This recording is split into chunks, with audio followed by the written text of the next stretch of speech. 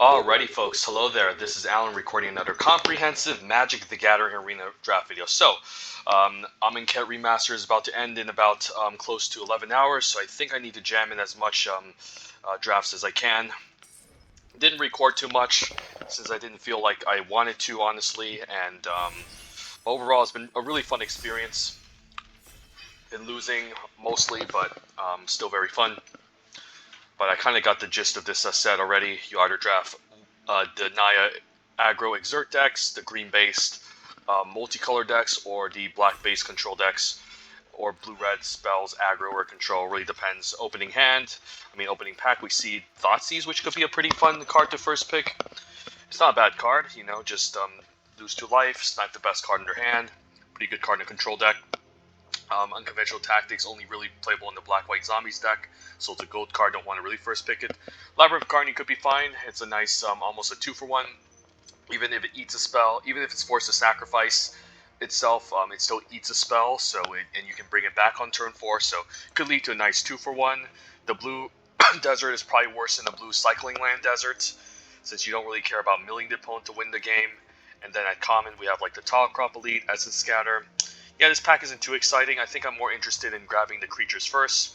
The non-creature spells are fine, like Thoughtseize is a fine 1-for-1 for 1 black. I mean, it's still a pretty good card, honestly, and I could still take it here, but I think Labyrinth Guardian can maybe offer us a little bit more upside, because it can be a potential 2-for-1. It can block early, which is very important in the set, and then later you can embalm it, so it becomes a really annoying nuisance. Whereas Thoughtseize has the potential to snipe a bomb, so I'll take a Labyrinth Guardian. Following up the Labyrinth Guardian, nothing great in this pack. If we knew we were blue-red spells, we could take Magmar off. Labyrinth Guardian is going to be at its best in white-blue, I think. And then if we're going to be in white-blue, we can take either Aven of Enduring Hope or Aven Guide. Knowing I'm in blue, I think I just take the Aerial Guide here. Just a decent blue common as well. Can help leverage flying, which could be great. And then my second pick would be Aven of Enduring Hope. Not even a big fan of Hope Tender, even in a green ramp deck. The fact that you need to pay 1 mana just to exert it and untap up to 2 land is pretty bad. Usually the Naga Vitalists are a lot better, so let's take an Aerial Guide.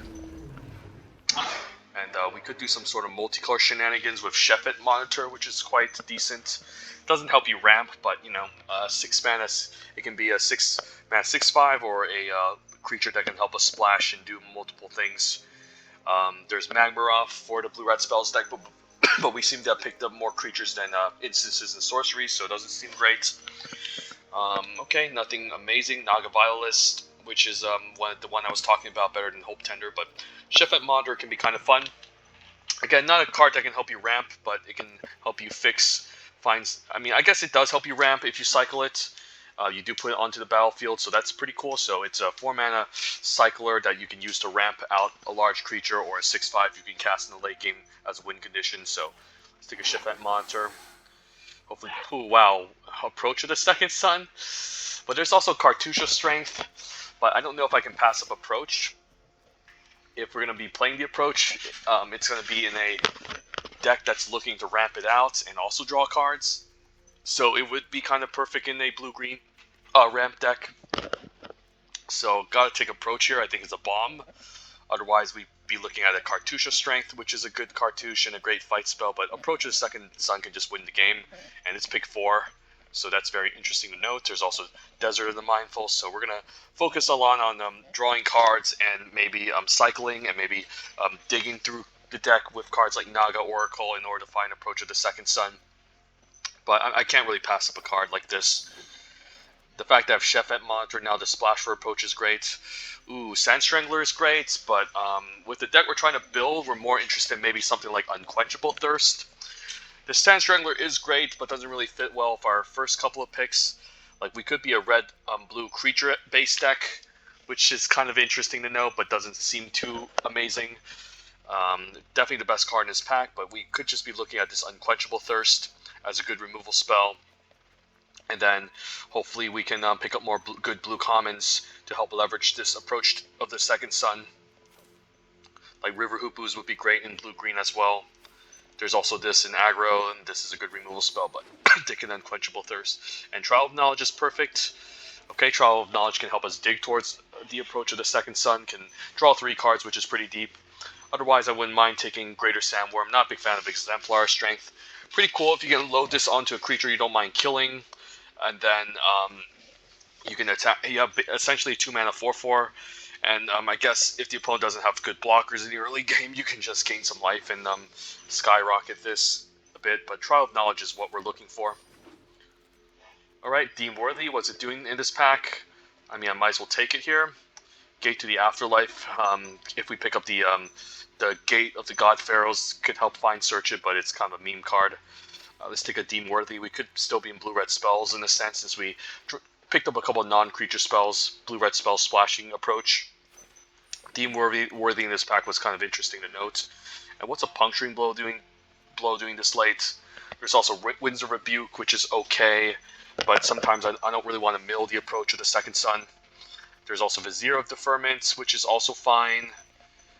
The wall is fine. Okay, maybe we do just go blue-red, trying to splash the approach of the second sun, so...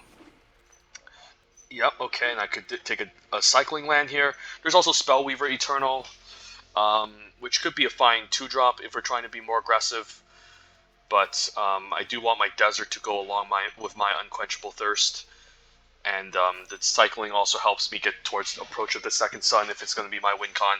It seems like we're going to be drafting a much more controlling version of the blue-red deck from spells deck from the looks of it. I could be wrong, we could be more aggressive, but for now, with approach in the deck, I think we want to lean towards the more controlling version. And now Magmaroth. Magmaroth plays better in a much more aggressive version of the blue-red deck, but it's a lot better than Gilded Ceradon, so I'll take it here. So, I mean, there's a chance we could just end up blue-red without the approach of the second sun, and that should still be fine. There's a Naga Oracle, but gotta take another desert here.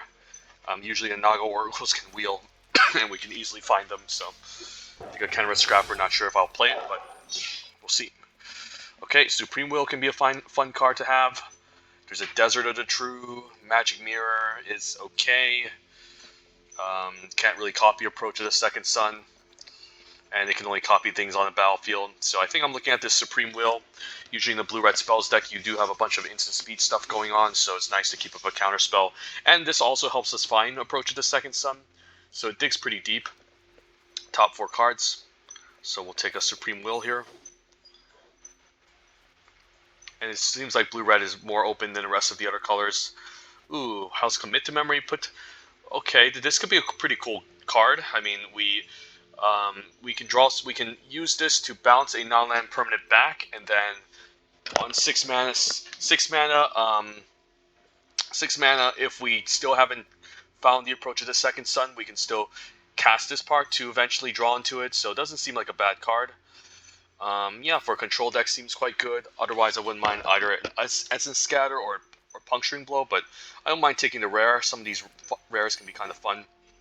Like, it could be the wrong pick over the Essence Scatter, but the flavor is great, and this is still not a bad card. Okay, I think we need Hieroglyphic Illumination to find our approach. There's also, our Revelation. I don't think we can cast this for triple white, so forget it.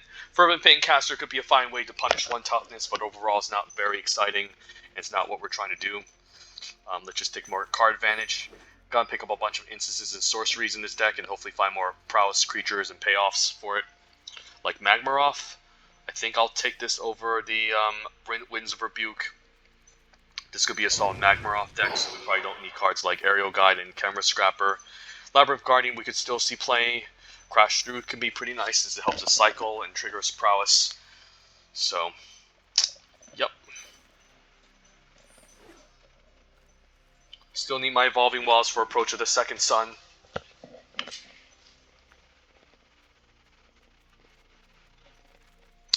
Ooh, another Supreme Will. There's also the Naga Oracle, the wall, but I'll take another Supreme Will. And I need my Evolving Wilds, please. Otherwise, I could just throw in like a Plains into the deck, but it's or maybe just throw in 2 Plains, and hopefully that doesn't mess up my mana base too badly. Okay, Strategic Planning could be nice. Can help us find the approach of the second sun for 2 mana. It's also an instant and sorcery that goes into the graveyard. Not too many deserts running around, so the wall doesn't seem too exciting. with what we're trying to do, and Essence Scatter is great. Seeing this pick 8 is great. So yeah, blue-red spells is definitely open. Might play the Camera Scrapper, just a random 3-drop blocker, but it's not great either.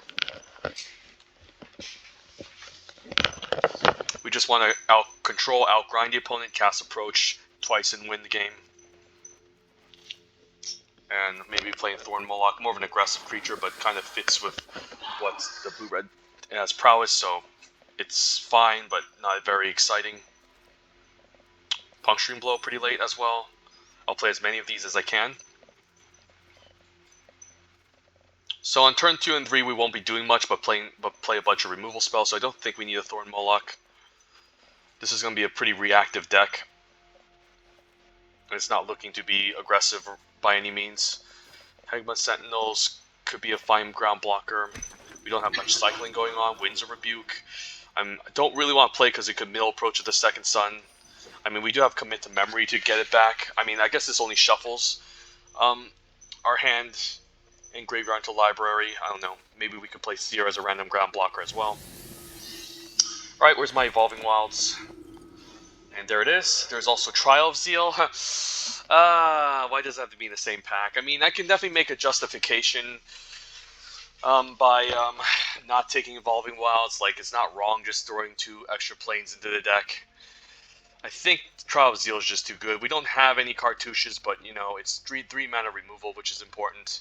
The Trial of Knowledge can help us dig deep, though, but we definitely need like a 3 mana removal spell on turn 3 in this deck so we don't get run over, so I'll take the Trial. Oh man. Okay, the Serpent could be pretty cool. Like if we need, so we're playing a bunch of instances and sorceries, it shouldn't be too difficult to field this Serpent. And it could be an alternative win condition if we don't get to Approach. And I'll take another Trial of Knowledge over Hieroglyphic Illumination. Yeah, drawing 3 is better than drawing 2. Sure, this is instant speed, but I don't really care. Casting this on turn 4 is just better. And wow, Deem Worthy. We can still cycle it and cast it, sure. So the blue-red deck is really open. So just play a controlling game plan, just run the opponent, just kill the opponent's stuff, block their stuff, stall their stuff, cast Approach twice and win. We're at 22 cards, could add 3 more playables. Man, I'm hoping I can get an Evolving Wilds though, but I mean I couldn't pass up Trial of Zeal. The removal is just too important early on. So this could just be a deck where I just throw in 2 planes into the deck and try to not play the Evolving Wilds to help find our white source. Could always play the Seer still. The plan is not to mill the opponent, but it's just a good blocker, like a 1/4. But again, the joke of this set is that blocking is not allowed. So, okay, Unquenchable Thirst, sure. Don't have that many deserts, but still seems fine. There's also Tormenting Voice, but I think the Thirst gives us more defense that we might need in this deck. We should have enough card advantage in cycling that we can find Approach easily. And then I do like the Ramun map Ruins as a desert to go along with. So our Unquenchable Thirst are better. Take a Open Fire since we could use one. We're not really an aggressive deck trying to leverage 2-drop prowess creatures. We're just trying to kill their stuff, play a controlling game, play this twice in Evolving Wilds, sweet. But there's also Struggle to Survive. I think I need to take the Evolving Wilds. As much as I like Struggle to Survive, it's a great card. But I think we really need to fixing for Approach. It's really important, so I'll take it.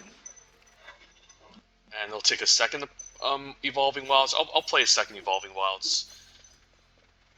By taking a second Evolving Wilds, it does imply that we're playing maybe a lower land count, in a sense, but that's okay. Maybe play a Crab as a random block or 2. So this is -4, we're at 23, so we're pretty much at 17 in this deck. 17 cards. Hieroglyphic Illumination.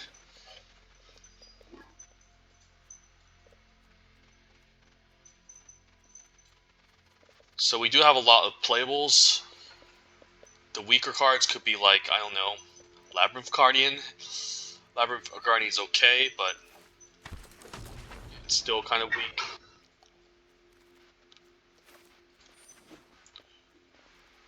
I do like the card advantage from Hieroglyphic Illumination, and the fact that we can cycle it's also pretty decent, so I don't know. We're at 40 cards here. We could go 16 lands, actually. It's not unreasonable. Like, I mean, it is almost like 16 lands with the Involving Wilds in a sense. How much removal do we have? A ton. Double Puncturing Blow. Double Deem Worthy. Commit to Memory can bounce something. Trial of Zeal. Open Fire. Double Unquenchable Thirst. We have 2 counter spells. A Strategic Planning. And even Essence Scatter. So we have a lot of defensive stuff. We just need to get to, again, approach and then cast it. So, you know what, I actually don't mind playing basically a creatureless deck, almost. We just need to stall the game out. I guess I could even cut the Labyrinth Guardian and just bring in the Crab as a nice defensive blocker in the deck. As a 1/5, which can help us stall the game out. It's only one of our very 4 creatures, but our game plan is again, just cast approach and win. So don't need to worry that much. So since we have double Evolving Wilds, there's really no need to have double planes. Just make sure we have enough islands. So 8 and 6. But we do need a decent amount of red. So I think given that we have these Evolving Wilds, we could go 7 and 7 and then 1 planes and double Evolving Wilds and take it from here. So yeah, let's try this out. Hopefully it works.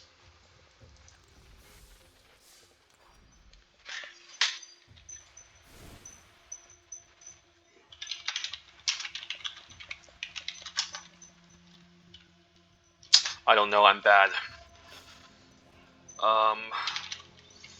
No creatures. And there's also a consideration to cut in Evolving Wilds and add an extra land, because like our stuff doesn't start going until turn 4.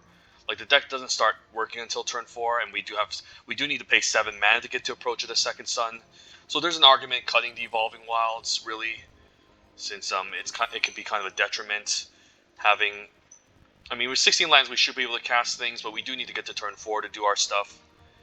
And the Evolving Wilds doesn't actually makes us have a lower land count, but I guess we have ways to find lands in the first place. So, and I guess this can cycle for 1 mana as well. We also have some cyclers, Strategic Planning, Trial. I mean, we only have some cycling, but yeah, I guess I can cut in Evolving Wilds. That's okay. And then throw in an extra island, maybe just in case. And we can always cycle the deserts as well. So, I mean, I guess if we're cycling deserts, no.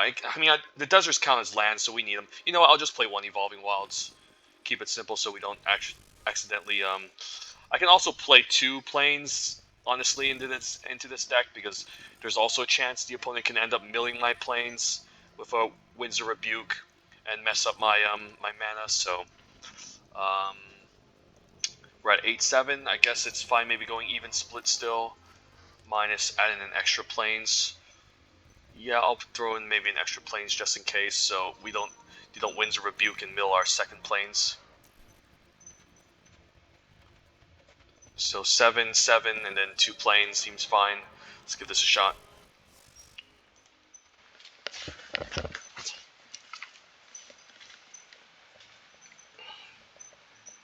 So draw cards. So life totals. So early removal interaction is going to be very important. Plus, we're just trying to draw a bunch of cards to get to approach, and that's how we're going to win.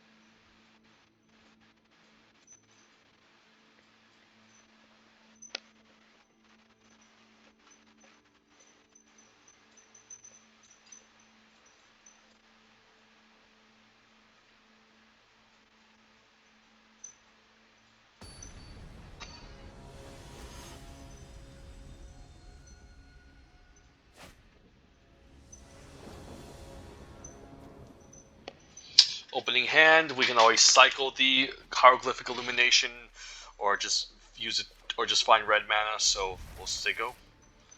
Keep this.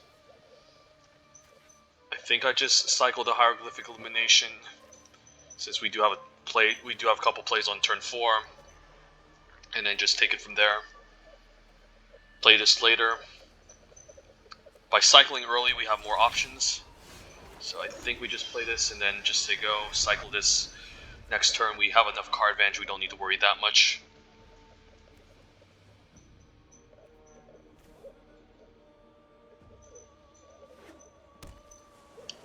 Hopefully no Gustwalker.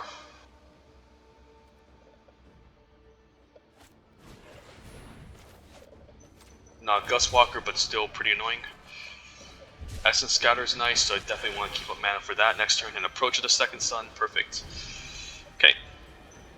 Gonna counter any creature he plays here, so.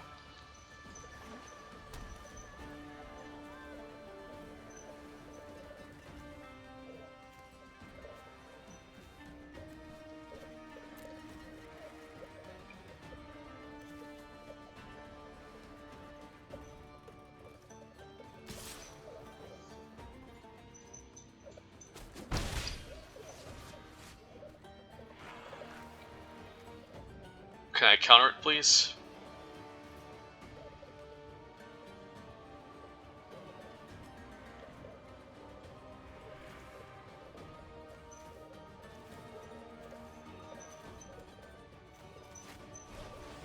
Huh. Okay. Alright. It's a mill deck. That's really surprising. Luckily, I drew my Approach of the Second Sun. So, alright. I do need my second mountain, though, but at least I drew my Approach, and then hopefully he doesn't mill my Approach. I'm hoping he just uses up all of his mill spells, and then I can cast Approach and then take it from there. There's also another win condition where I can Magma off and maybe smash him, but...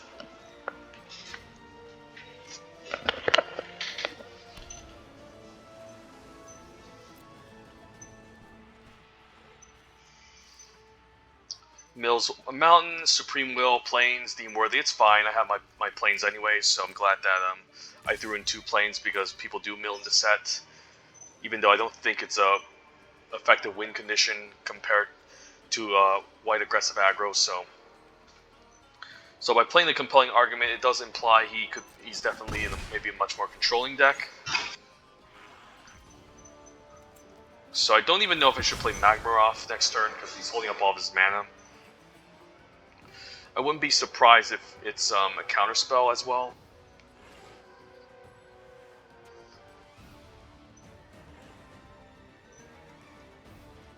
Is this guy like drunk or something?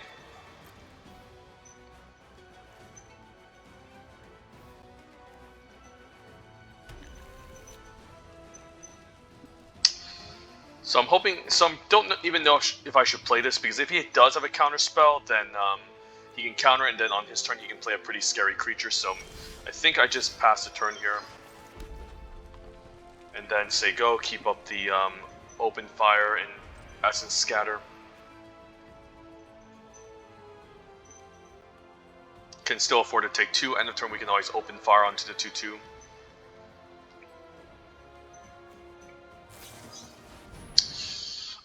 That's annoying. I think I'm countering it.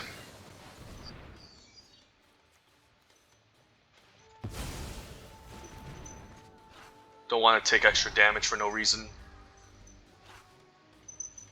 Could have maybe Open Fired onto it too, since the Essence Scar was much more mana efficient.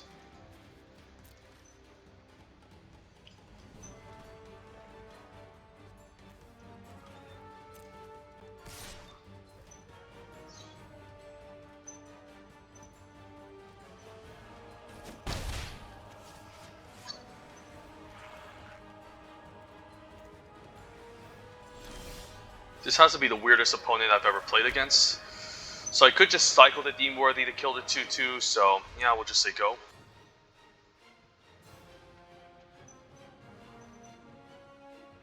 I mean, he probably thinks my deck is weird too, so I can't really complain. Or say much. Yeah, we'll cycle on Deem Worthy and take this out.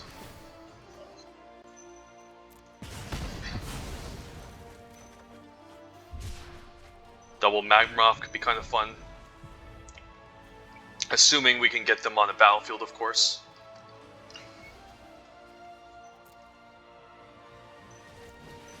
Gideon? Okay, I can't deal damage to planeswalkers, can I? Nope. This is a plane worth saving.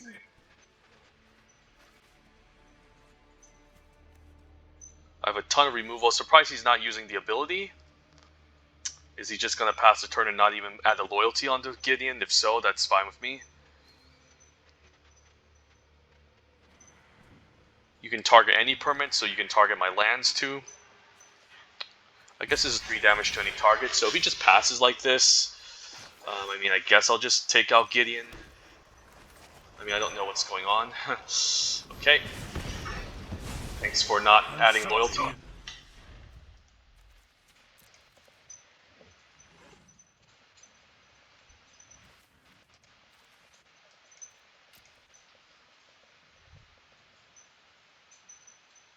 Yep. I think you just realized that.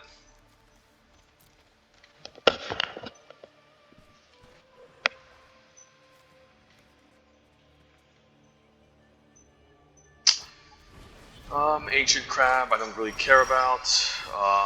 Do I just Puncturing Blow this? Nah, let's just cast a Magmaroth. And then next turn we can decide whether or not we want to, what we want to do with this crab. We can Puncturing Blow it or lock it down. Probably just want to Puncturing Blow just to use up my mana.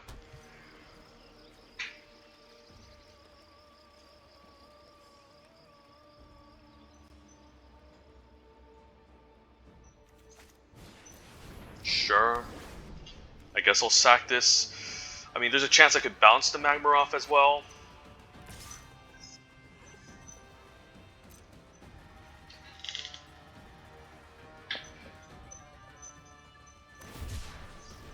Sure.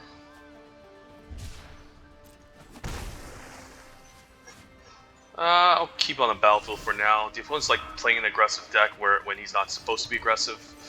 We'll just cast our Approach of the Second Sun. And then once we play, we just win. So I'm hoping he just doesn't mill me or anything.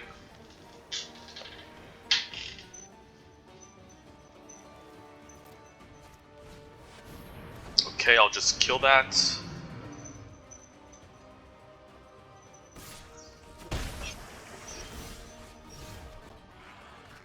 Yeah, I just don't want the cycling ability, so killing this is correct.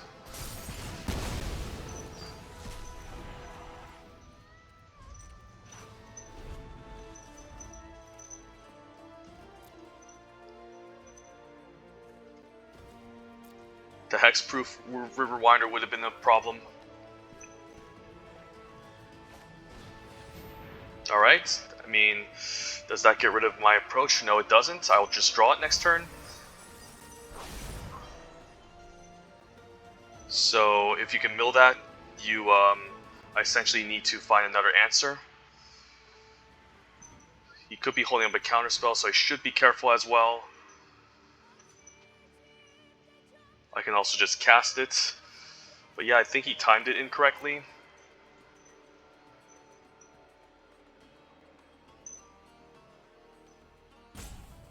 I mean, he could be baiting me, he could be holding up a counterspell, so maybe I need like counterspell backup before I can cast Approach.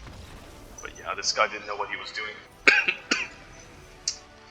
He was playing a weird mix of like mill, aggro, and like planeswalkers, and I don't know.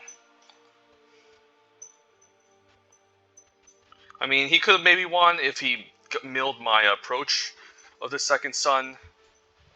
Yeah, he probably could have won that if he knew he could just wait one more turn to mill me, but yeah.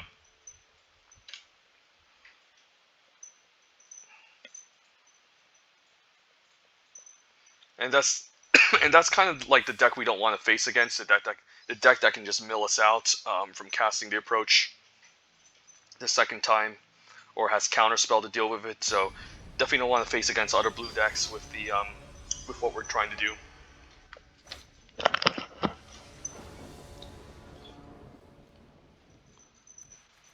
Alright, Trial of Zeal. I mean, this is fine. It's not the best, but hopefully we can hit our third land to get something going. So we're on the draw. Festering Mummy. Okay. We can always lock their biggest creature down with Unquenchable Thirst. Or annoying 2/2 like Gustwalker and just keep taking 1 per turn.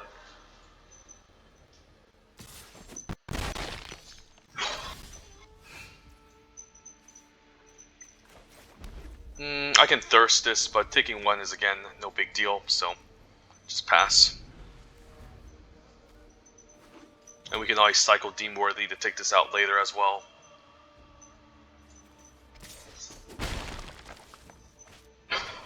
Dauntless Haven, okay. Right, I guess I will just fire off a Trial of Zeal on Dauntless Haven since it is a relevant threat. And then next turn we have access to more removal.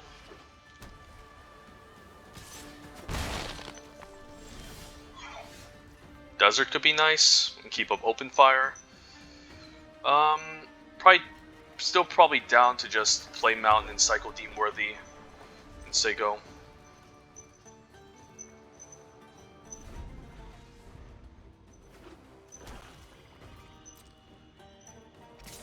This is almost going to become a Lava Axe.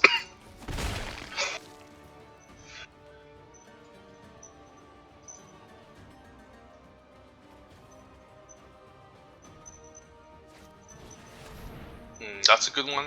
Unquenchable Thirst, however, is a great answer to it as well. So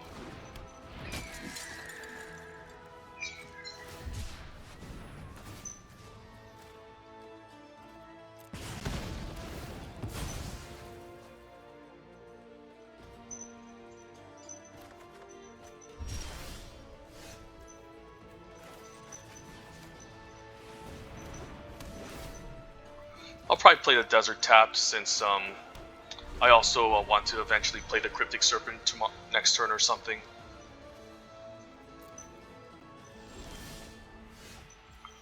Could play Magmaroth first. I suppose it's okay. He could have removal, but I think I want Magmaroth to eat the removal first if he has it.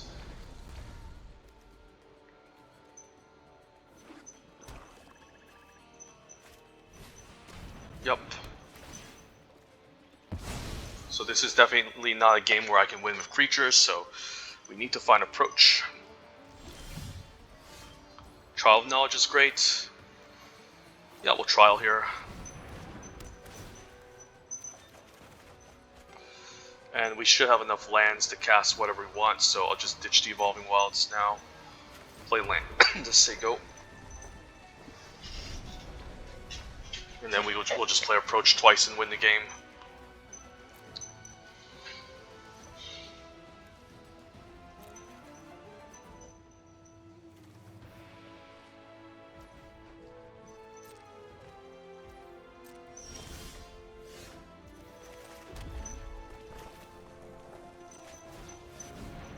Down to play a Magmaroth because I can then play Hieroglyphic Illumination and draw 2.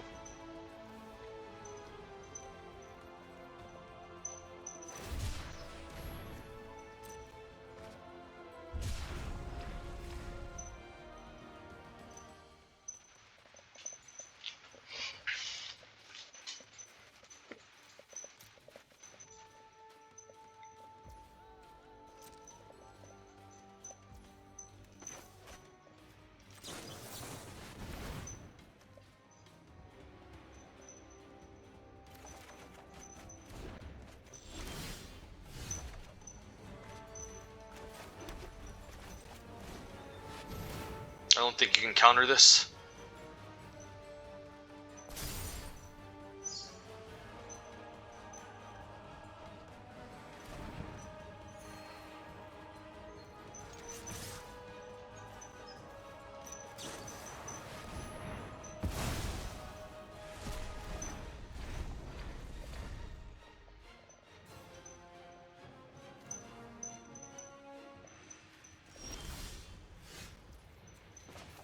I do want to keep up Counterspell backup, so I think I'll just say go.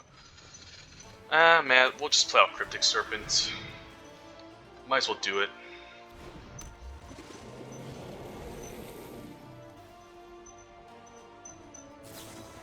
Opponent's also just playing a control deck. That's funny. Yeah, there's just not enough pressure. I don't really even care.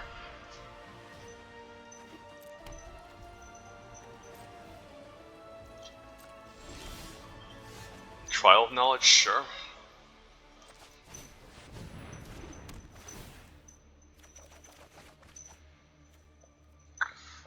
I can draw it in like one more turn. The commit to memory is quite good. I don't think I need a hieroglyphic illumination at this point. Just gonna cast, yeah, strategic planning.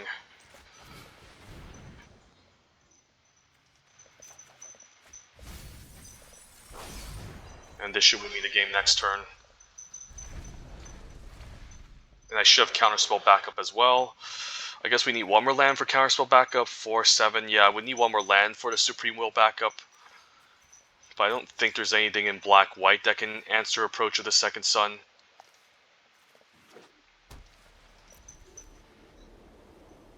He can make me... I guess he could Thought Seize me. Yeah, I guess he could Thought Seize me, but he would have done it. Yeah, Thought Seize is the only thing I can think of. Let's say he has it. Then I guess I just lose if he has a bunch of removal and I have 0 creatures. I should have considered that. Yeah, Thoughtseize can mess me up, and if he does, I guess I'll just give him the win. Maybe he's just here to rope me for being a tryhard.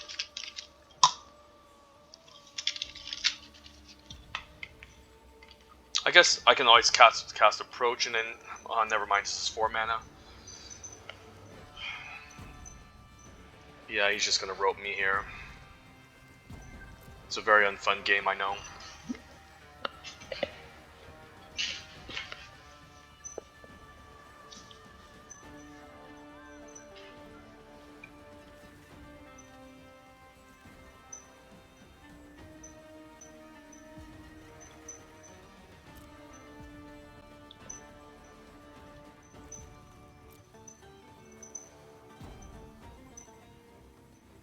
Can we just hurry up already?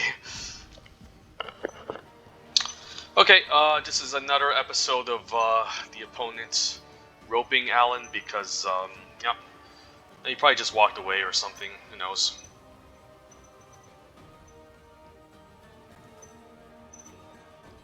This is just an unfun card to play and build around, honestly. Yeah, it's just insane in a control deck. Draft all the removal, play Approach twice, win the game.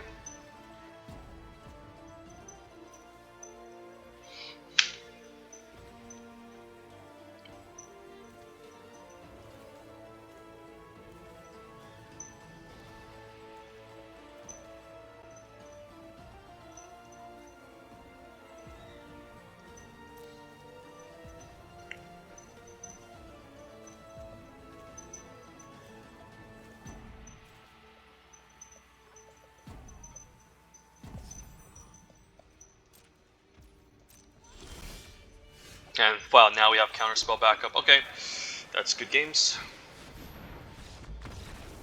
Yep.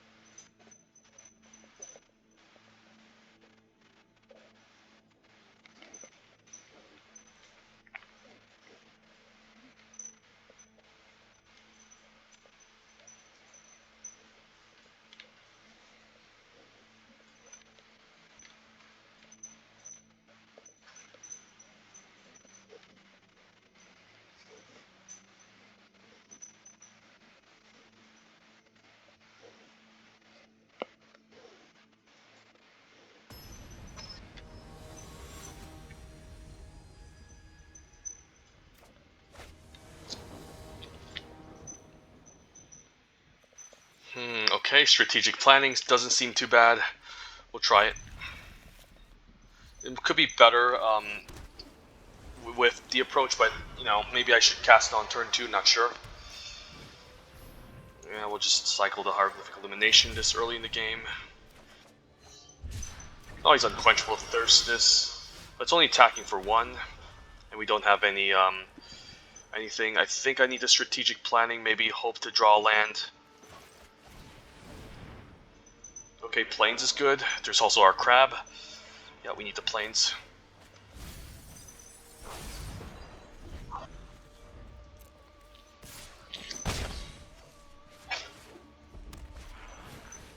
Gust Walker is pretty good. Yeah, I'll just maybe take some hits and then... Or just Trial here. Trial is not bad. He's stuck at 2. Yeah, let's just do it now. I was thinking of keeping up Supreme Will, but this is fine.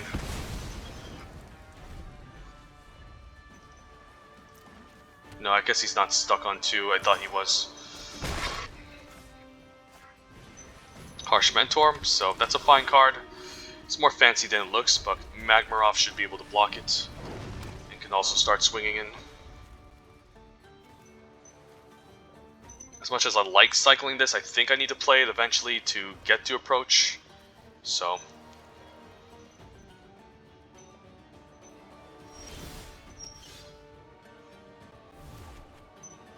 Deem Worthy is great. Yeah, we'll play this tapped and then see what the opponent does. I'll keep up Counterspell and Deem Worthy. I can definitely take a hit, so that's fine.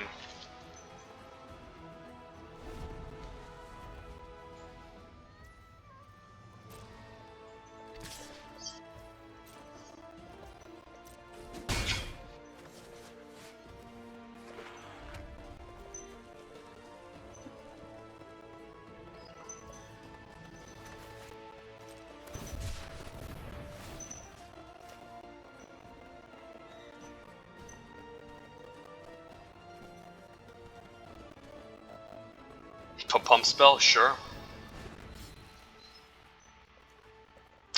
Yeah, I'll deal 2 damage to it anyways. I just want to draw a card.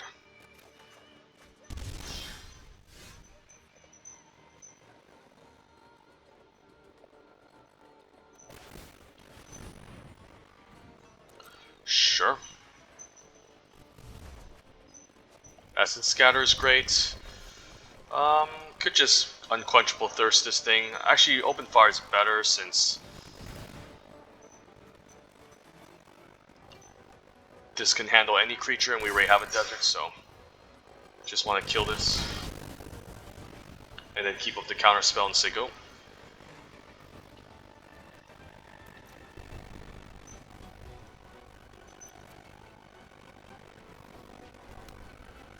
If he doesn't do anything, I can Supreme Will end of turn and look for approach.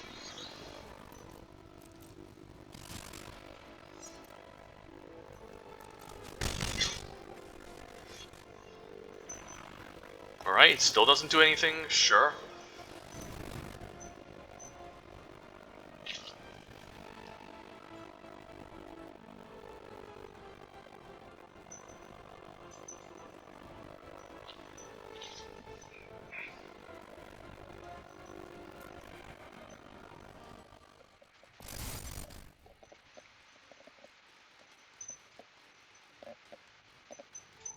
Deem Worthy seems great since I can cycle it and take out his 2/2. Hieroglyphic Illumination can allow me to draw 2, but I'll take another Deem Worthy.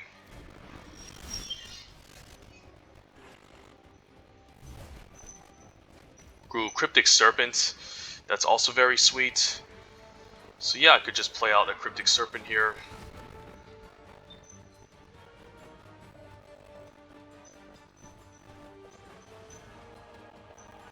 Attack for 4, I don't necessarily need to cycle Deem Worthy yet. Can save it for maybe an Annoying Flyer, perhaps.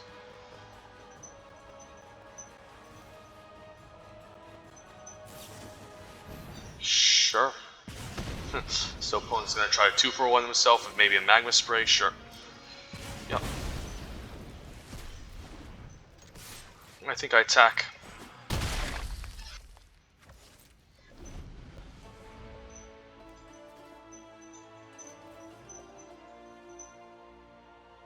still take 2 and then wait until end of turn before he does something.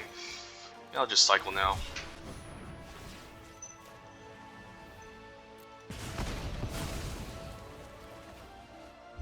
Ooh, Commit to Memory is kind of cute. That's also a really fun card. Ooh, Cartouche of Zeal, that's scary, okay.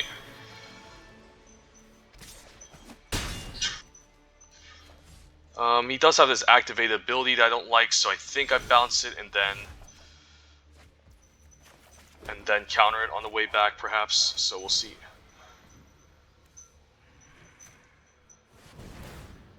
I guess I can also bounce my Trial of Zeal, but this is fine. Attack for 4. I don't really want the opponent having a full hand.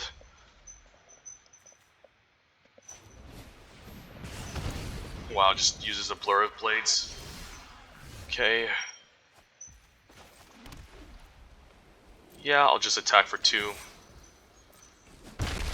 Could also mill his top 4 as well, which could be kind of funny. Actually, no, I don't have to mill.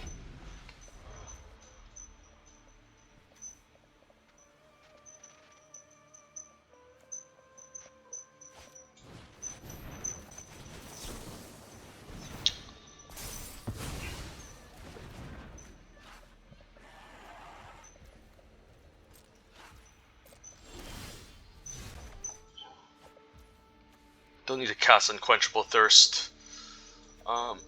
Yeah, I don't think I really need to memory here. I can just sit back, even though Magmaroth is about to die. I can just lock all of his creatures down anyways, so...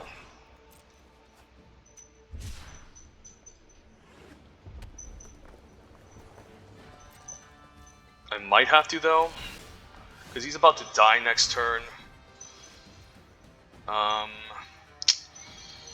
I don't really want to give him the advantage. I mean, I'll win anyways with approach, so I don't really see the necessary need to cast memory here.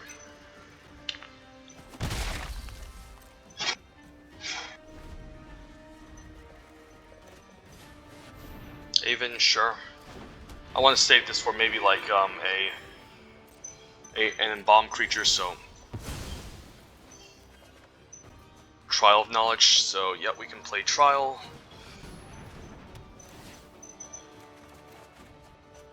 Another Magmaroth is great. Yeah, the Crash Through can probably go, and I can kill this for 5, or yeah, I'll kill this for 5. It's more mana efficient, and I have another exile effect anyways, so. Solitary Camel is fine.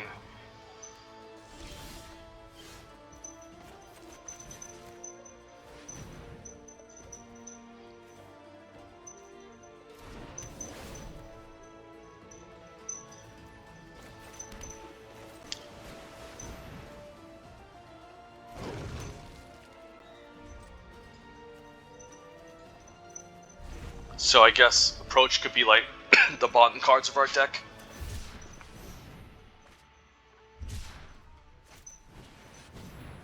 Dauntless Aven I can lock down, or maybe it's better still to Puncturing Blow this, because it can untap the Solitary Camel.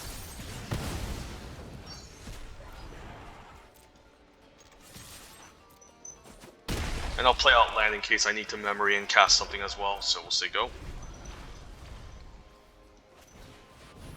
Fervent Paincaster, that's fine. So he's essentially forced to chump, or he's just dead.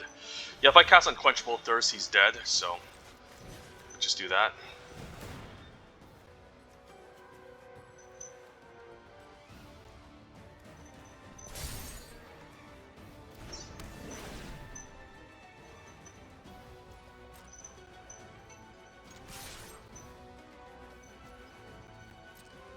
Didn't even need to cast Approach, because he could have farmed the market, prove strength.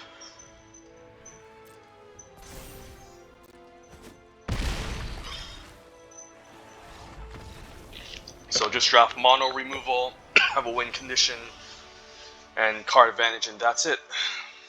That's how you draft the approach deck.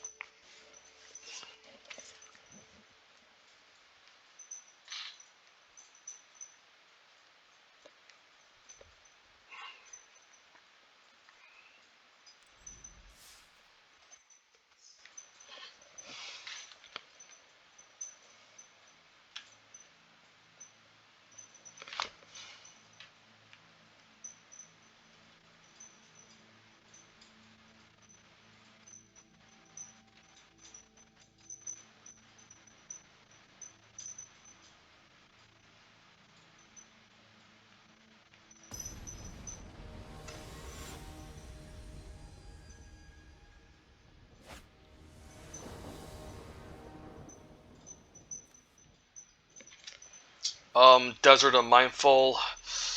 You know, we'll eventually get there. I think we keep this.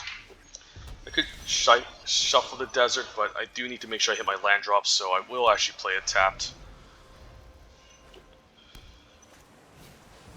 And then we'll play Kenra. Could be annoying. Just cast my strategic planning now. As in Scatter. As in Scatter could be fine, but might be more interested in the land, I suppose. Next turn we'll have access to Open Fire, so... And then once we Open Fire, we can cast a 4-drop. Yeah, let's just get the land.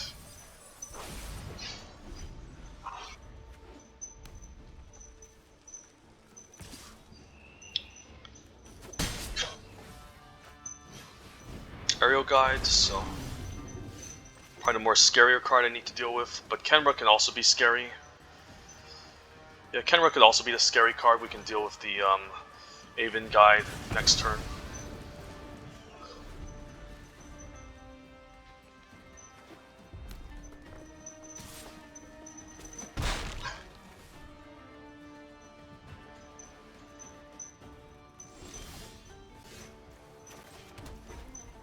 Just pass the turn. Pre-combat we can cycle Deem Worthy. Or we can still take 2 and wait until next turn. Is there a chance he could have a pump spell? I don't think so. Blue-red usually doesn't play too many pump spells unless you're red-white with the brute strength, but I wouldn't be surprised if he has it. People play lots of weird crap, so... Shimmer Scale Drake. I wish Trial of Zeal could answer that. I could bounce it. But I think it's perfectly reasonable to just kill it.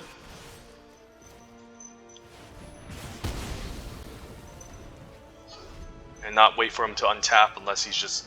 Because if we wait for him to untap, he can do lots of stupid things, so I don't want that. Slitterblade is kind of annoying since it's unblockable. Do I really believe that the Slitterblade is going to get through?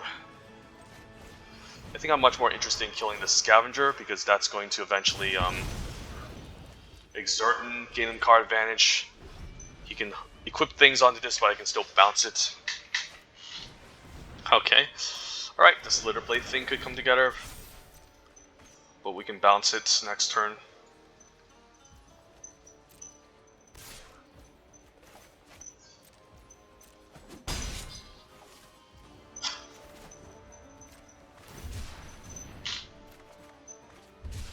Puncturing Blow.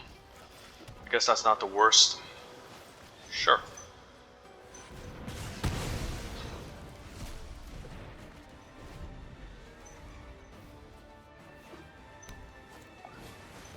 Trial of Knowledge is pretty good too.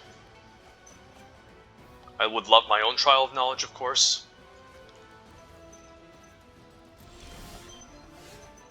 Ooh, Magmaroth. If only we can play both of them in a single turn.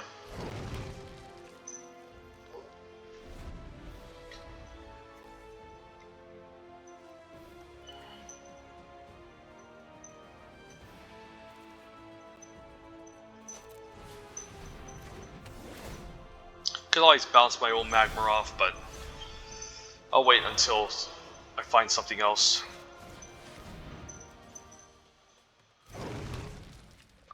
Yeah, bouncing my own Magmaroth is definitely not good because what's going to happen is that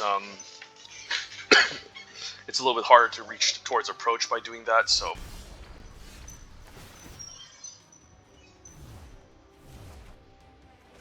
Ooh, Serpent is great.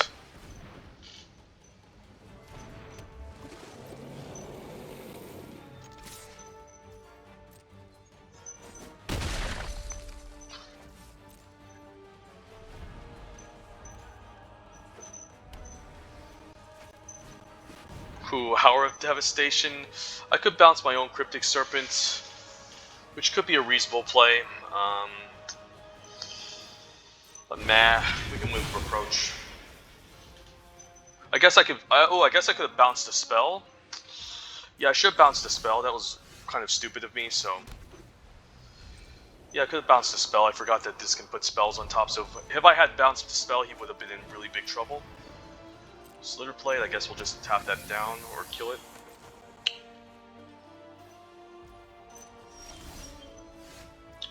Illumination's great. I think I just kill this.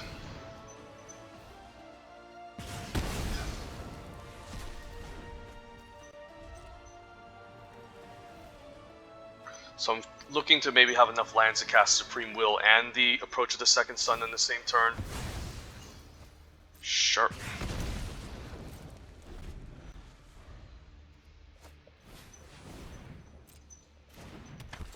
This is going to be annoying, so maybe I need to bounce it or find a way to kill it. I mean, the pings are going to add up, so I'll bounce this.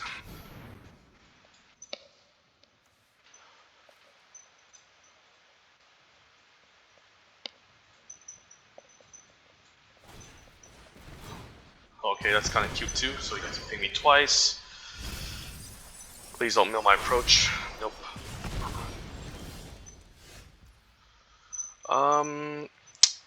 Yeah, I could cast Memory.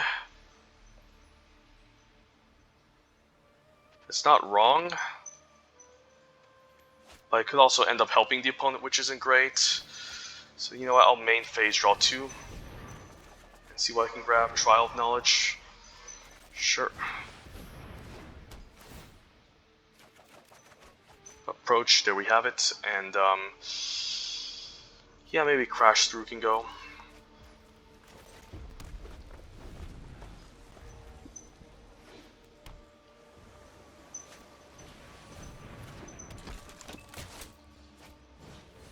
I actually don't mind this. I'm hoping he just taps out here so I can cast Approach and try to win the game.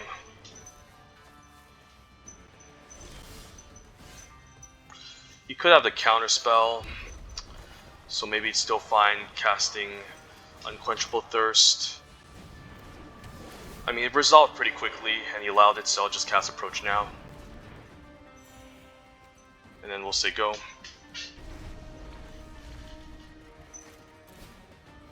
Riddle Form is quite good. Now I can't interact with Riddle Form, so I need to cast Approach pretty quickly.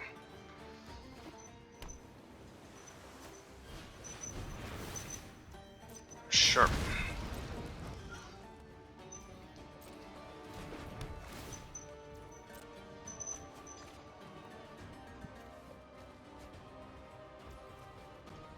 So it's like near the bottom of my deck. I need a counter spell to back it up. So I guess I can cast Commit. Am I going to deck myself though? I guess if I cast Commit, I'm going to draw 7 cards. Can I cast Approach as well? I guess I can't, so I'm going to end up decking myself if I use Memory. So I think we just need to main phase the draw 2 and take it from there. We can cast Trial now. Am I going to deck? Nope.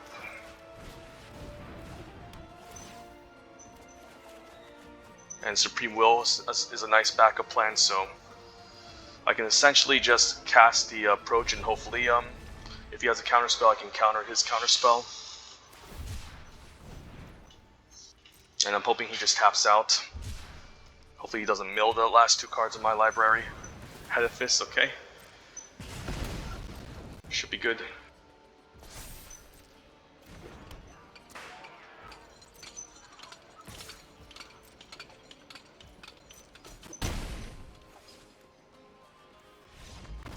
Yup.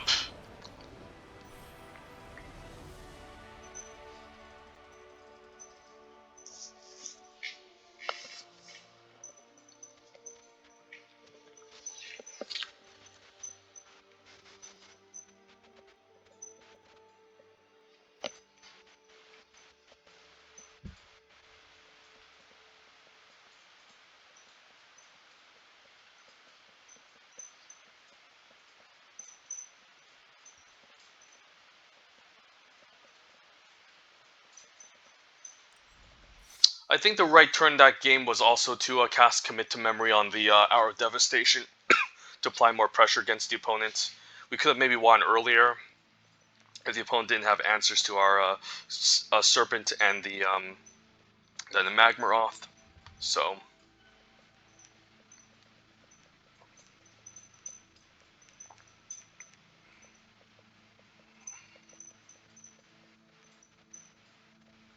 And luckily the opponent didn't Winds of Rebuke and milled the approach of the second sun, so that was also great for us.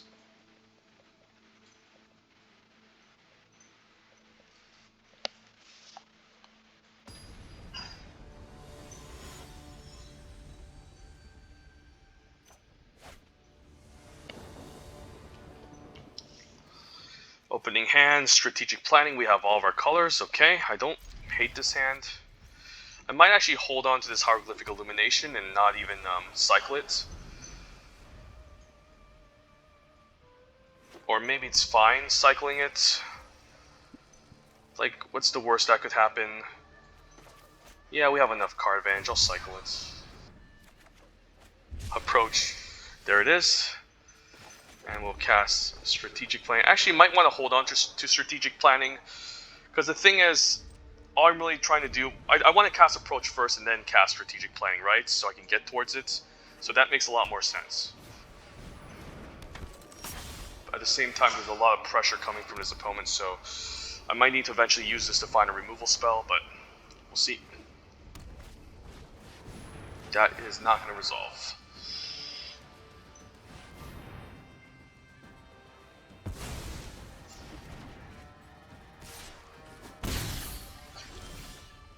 Alright, we're not getting anything, so I think I need to cast this and find a Deem Worthy that's useful.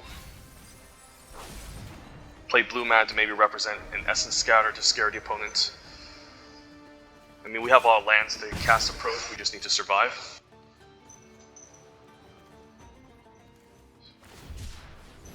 I'm actually happy he's cycling this turn. You could have give a creature +2/+2, but I still think I'm going to cycle this right now, so I can kill this, and then if he has a pump spell, at least he doesn't deal damage to me on my turn. We'll hold on to this for Approach. And we can always bounce his creature back if he has a lot of threats. Ooh, Trial of Knowledge. Okay, I think I'll hold on to everything. Next turn, cast Approach and cast my card advantage spells, and then just draw my way out of this. I can always bounce that, but we'll see.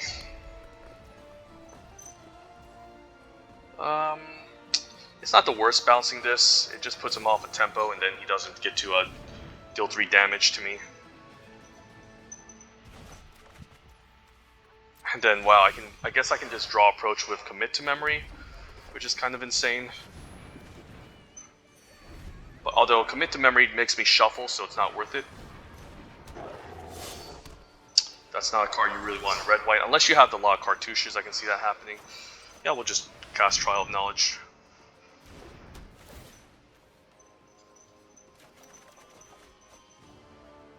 Let's get rid of white mana.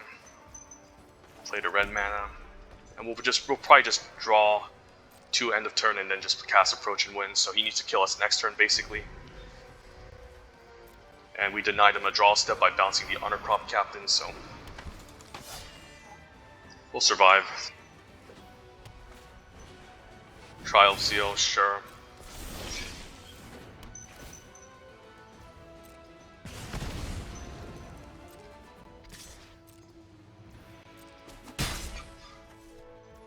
And we're not going to waste this time.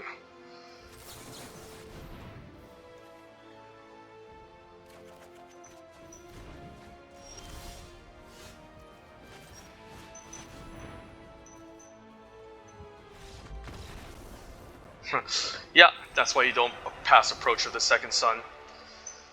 I mean, obviously there's a variance where I don't end up drafting a control deck and the Approach sucks. But this was an example of a draft where we had all the removal in the blue-red card draw deck, and we still, our first color wasn't our first card was a blue card. It was a Labyrinth Guardian, which wasn't very exciting. And then we just keep taking blue cards, and then we got Approach.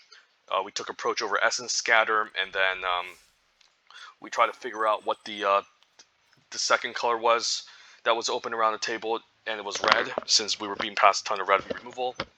And then that's just perfect for a red-blue control deck, splashing Approach.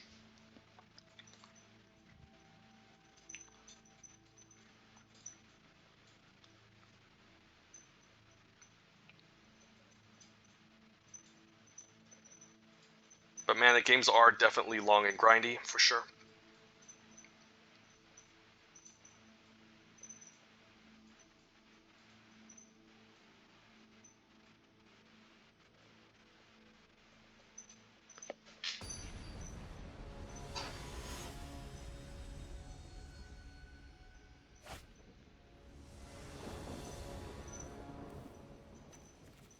Alright, we can cycle of Crash through, keep up Essence Scatter, Trial, sure. No removal, but hopefully the opponent isn't too aggressive.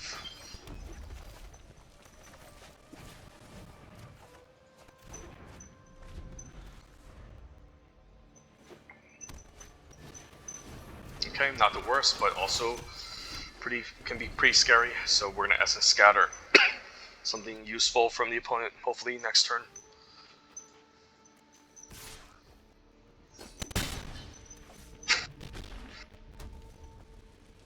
Kenra Scrapper, please. Right, opponent just passes the turn. Actually, not that bad for me, since this is kind of the turn where I want to keep up the Essence Scatter, and not the last one.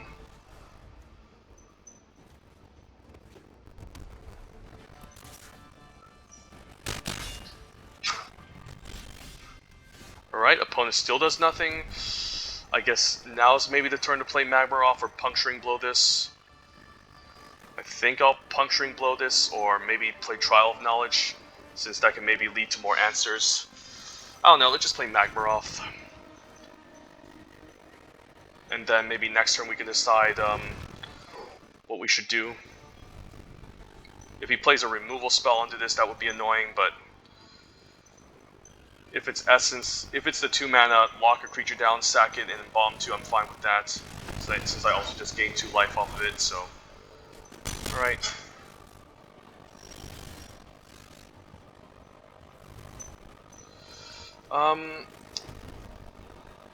Yeah, I could just burn this out right now, because it's annoying. Let's just do that now. And then hopefully next turn we can play Magmaroth along with Essence Scatter. And we'll say go. So at 5 mana he might tap out for something scary, which I'm kind of sad about. Okay, and he does nothing, that's a good sign, so we're still going to play a slow grindy game. And then decide which creatures we want to counter. But the opponent is definitely flooding here, and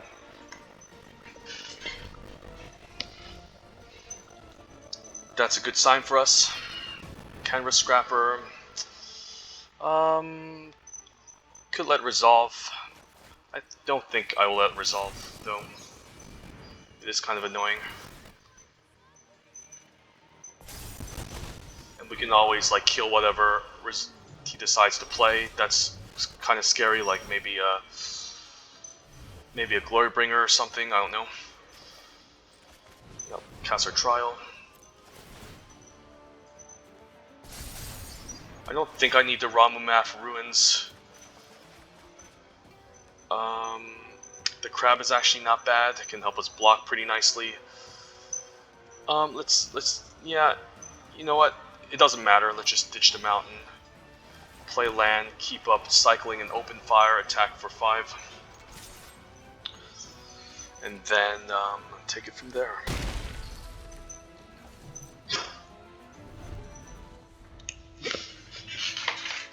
Hopefully isn't like anything too scary again. Is the opponent playing a red-white control deck, or is he just like really doesn't have like anything? I mean, it's kind of crazy how he doesn't have anything. Okay, I guess I'll play a Serpent this turn then, and the turn we can cycle the Desert of the Mindful and keep up mana to represent blue. Could see maybe, I don't know.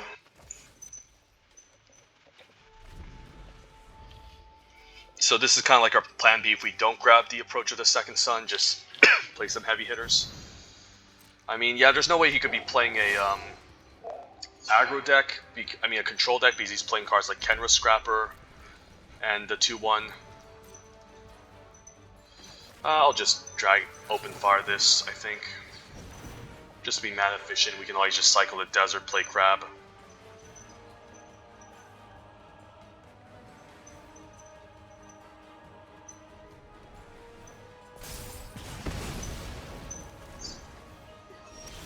could just attack them and burn them out, honestly, so here's our approach. Let's cycle. Trial of Zeal. I guess if I played a trial, it's game over, but just in case, I think I just attack and play crab.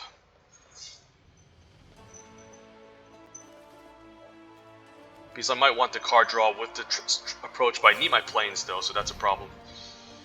Okay, so here comes the removal spell I have to assume. Okay.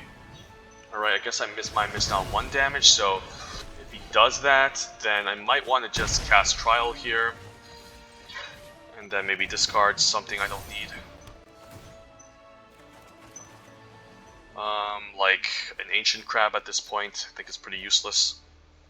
We'll pass a turn. Can use this to draw 2 or cycle.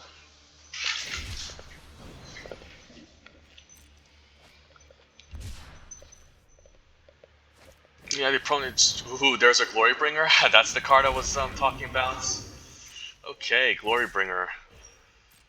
I'll take 4, and then I'll kill it, and hopefully we don't die.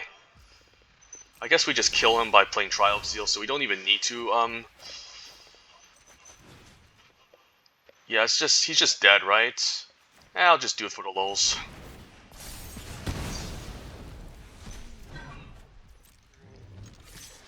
Just get all the red, blue removal, and then just trial him in the face.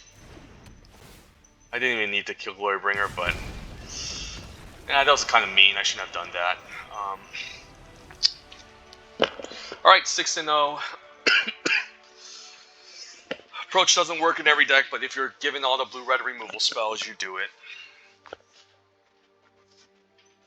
Otherwise, like, it's hard to have win conditions in the blue-red spells full of removal. Like, your only alternatives are to, like, rely on Magmaroth or the Serpent, but Approach solves that issue.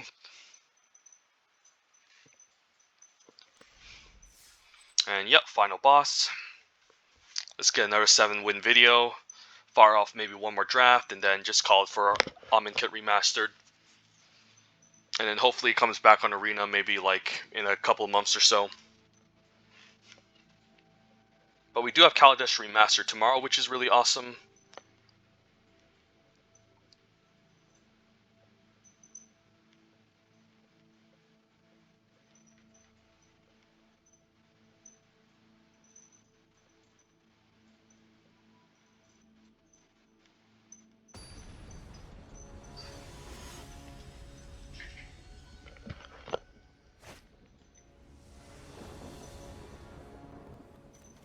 Strategic Planning, Desert of the Mindfuls, Hieroglyphic Illuminations. Okay, it seems like an okay keep. Not sure what I want to do first. I think it's obligatory to at least play the first Blue Desert tapped, and then between the second one, we could always just cycle it. Wall is going to be kind of annoying with the desert, so he can start pinging me. Yeah, very interesting. Could strategic planning in hopes to find the approach of the second sun, or hold on to it, or just cycle the desert at the end of the day. Maybe that's just better. We should just cycle the desert, and then next turn we can keep up Supreme Will to maybe counter something. But the wall is going to add up, so I need to find an answer to this. Ordinary Kudu is also a problem. So, alright, so we need to find 2 removal spells to take out both of these threats, like a Trial of Zeal. That's perfect. Actually, don't mind just taking out the wall. The damage on this thing is going to be annoying. Could also hold up the Supreme Will, but I think this is worth killing.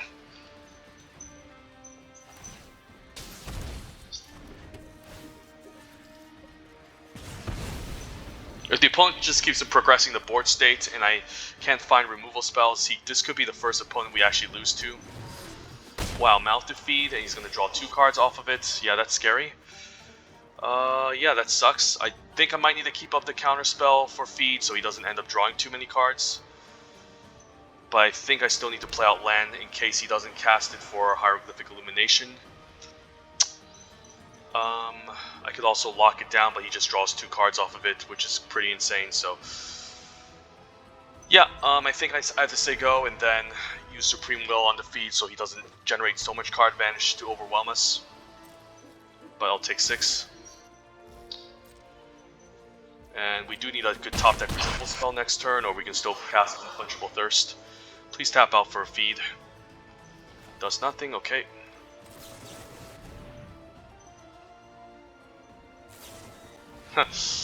Pump also plays his Hieroglyphic Illumination, sure. Deem Worthy is pretty good, but it can't really answer anything. Yeah, let's just play an Unquenchable Thirst and then keep up our counterspell. So we don't die, but we're kind of running low on life at this point, so we need to be careful.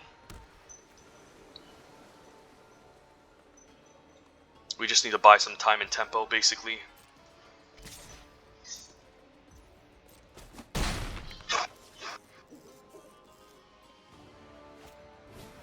Shimmer Scale Drake. Yeah, I think that's worth killing. As much as I like to stop the feed from drawing them cards, I think it's worth it. And then now what we can do is we can play Evolving Wilds, fetch for planes.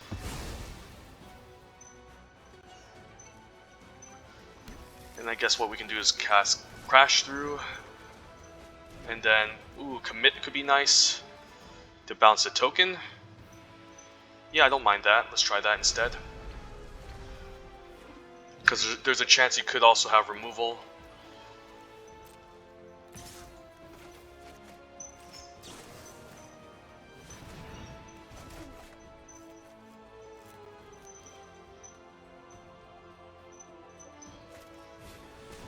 Wall is annoying. I think I need to kill that still.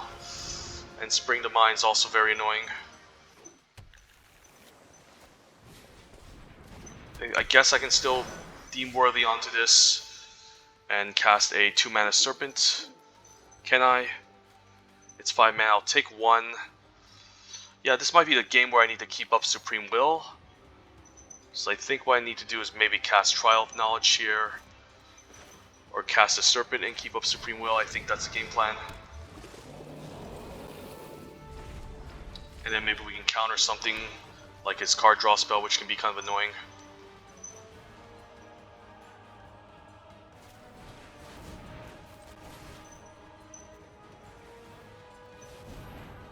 Really can't afford to give him this advantage in tempo.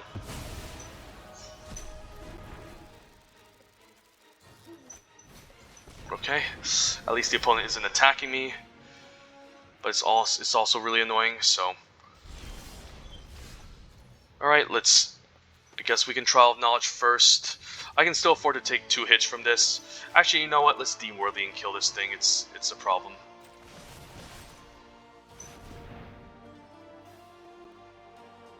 I don't want to take too much damage, and I'm fine if he wants to spend his next turn just to draw cards. And we'll cast a Strategic Planning at this point. And grab a Hieroglyphic Illumination. Where's my approach?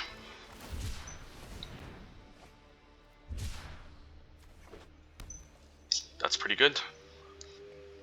I don't think he can kill me from here, so he's probably forced to cast Feed and draw a card.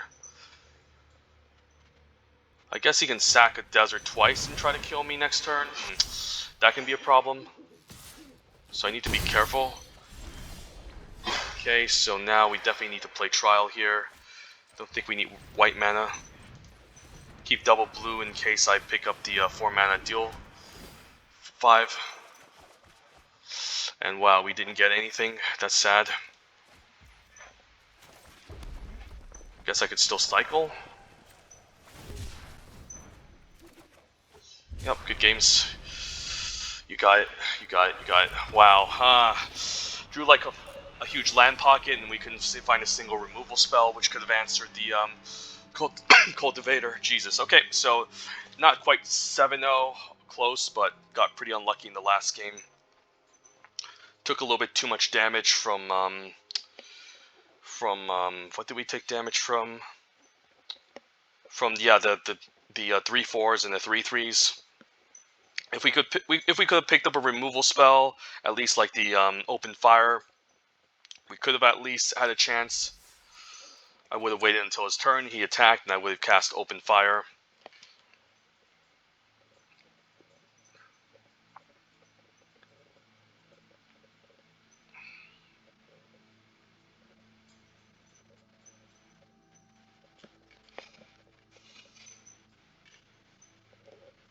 But we still have 2 more chances, of course. And I think this can easily get to 7.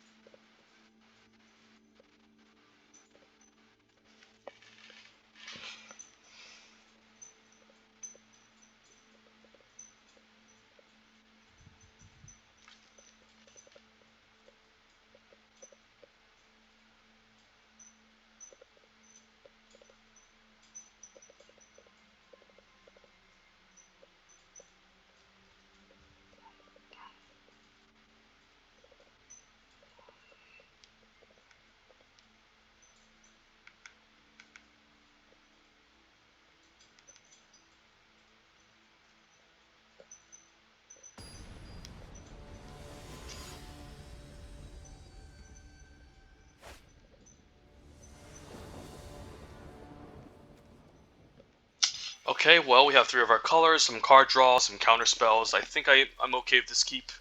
We're on a draw, so pretty reactive hand.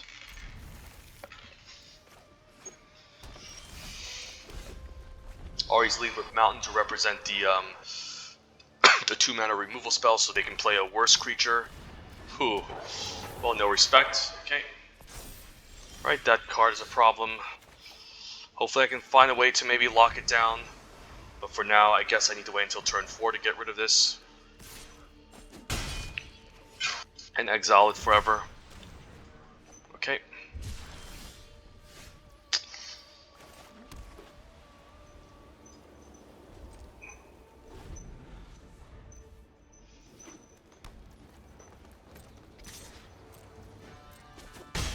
Could be mana efficient with the Supreme Will. But Essence Scatter is fine. Let's be mana efficient. Yeah, let's just be mana efficient here. Not waste too much time. And then we'll just exile this before he can eternalize it.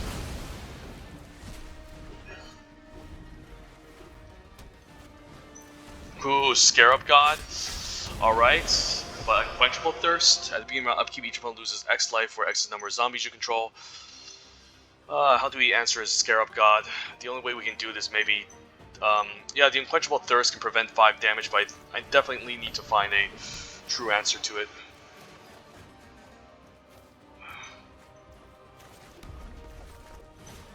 So I need to find a way to bounce Scarab God maybe and counter him on the way back. But, yeah, this is bad. And you just exert, okay. Alright, we have ourselves a game, for sure. And he can bring back the Horde of Broken Lands as well, darn. Alright, so what do we need to do? Maybe commit to memory, bounce it, counter it, and take it from there. So it's strategic planning here. Trial of Knowledge is not going to do... I mean, I guess I'm just dead next turn. If I don't kill one of his creatures, so I think I'll just lock this down. Never mind, it's just good games. Yeah, he can just pay 4 mana. Do they come in with haste? Oh, it doesn't come in with haste, but it's still a lot of damage. Yeah, you can't beat Scarab God. Alright. That opponent was... You can't beat it. If they can resolve Scarab God, it's just game over. Especially on curve. I guess the Puncturing Blow was the only way to deal with it. Maybe fired off too preemptively, but still the Resilient Camera was going to become a problem. So had I held, if I knew he had Scarab God, I would have definitely saved Puncturing Blow, but it's best out of 1, so can't really assume. Alright, so final boss. The last 2 final bosses were kind of brutal. I mean, the last one was definitely brutal. The one prior we had a chance, but just got really unlucky with the card advantage, but still. We drew a ton of cards, but took a little bit too much damage and couldn't find a removal spell for a 0/3 that he could have sacked the desert and gave +3/+3 to. So.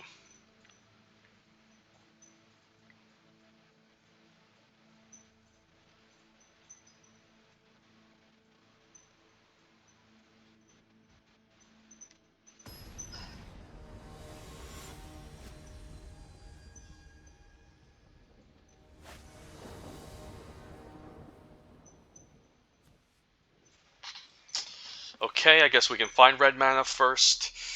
I think we might need red mana first, as much as I like a casting approach. We're not going to get there until land 7, and we do need double red for Puncturing Blow, so I think we actually fetch red mana with the Evolving Wilds instead of whites, and hopefully draw into our white sources, or maybe not. I don't know. Let's play this first.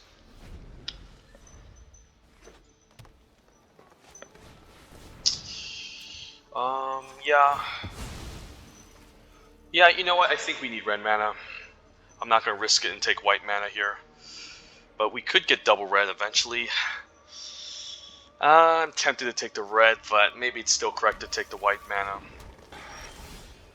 And then I think we play the tapped desert here. And hopefully it doesn't apply too much pressure and we can just lock this down. Oh man, there's a lot of damage, 4 damage already, and he can also untap a land, so he can play a creature out and then untap the land. Okay, at least, yeah, this is bad. Alright, we might not get 7. We're just facing against too many aggressive decks, and they're just kicking our butts.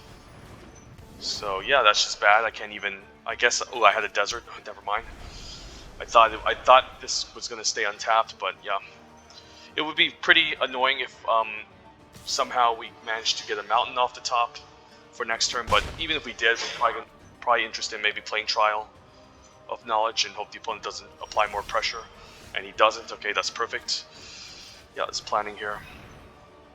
Could have cycled the Hieroglyphic Illumination. Yeah, we need the land, not the creature. And I'm probably down to just cycle the Hieroglyphic Illumination next turn. Hope to hit some land drops. Pouncing Cheetah, okay, never mind. Yeah, we're probably gonna die, but we tried.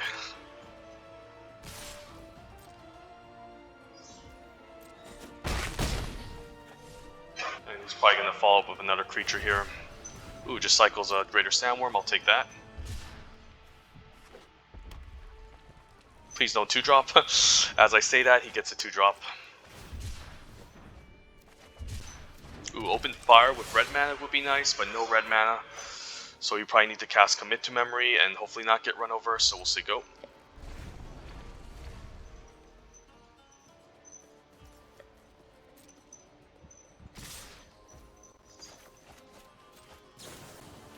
I mean, he'll flash his end of turn, but we can avoid the most damage by doing this. But yeah, alright, not hitting our red mana, so should have gotten red. Otherwise we would have dealt with maybe 1 creature by now. But still it would have been bad because we would have had to wait until turn 4 to do it. So I'm hoping I can draw into maybe red mana next turn so I can at least kill the Nephcrop Entangler. And there it is, okay. Could do it now. Probably we'll just do it now. Yeah, let's just do it now before it becomes a problem. Wish I had a cycling spell here as well. He has a Cheetah in his hand, so he can flash it in at instant speed. So I'm probably dead unless I can answer the Cheetah. So maybe we could use a counter spell here or something. Fervent Paincaster, okay, never mind. If he plays land, he can flash into Cheetah. Okay, maybe we can wait 1 more turn. Yeah, maybe we can survive for 1 more turn. We'll take out this Paincaster. It'd be quite nice if I get a land so I can actually gain 7 life, too. If he has a shock or anything, I'm just dead, so...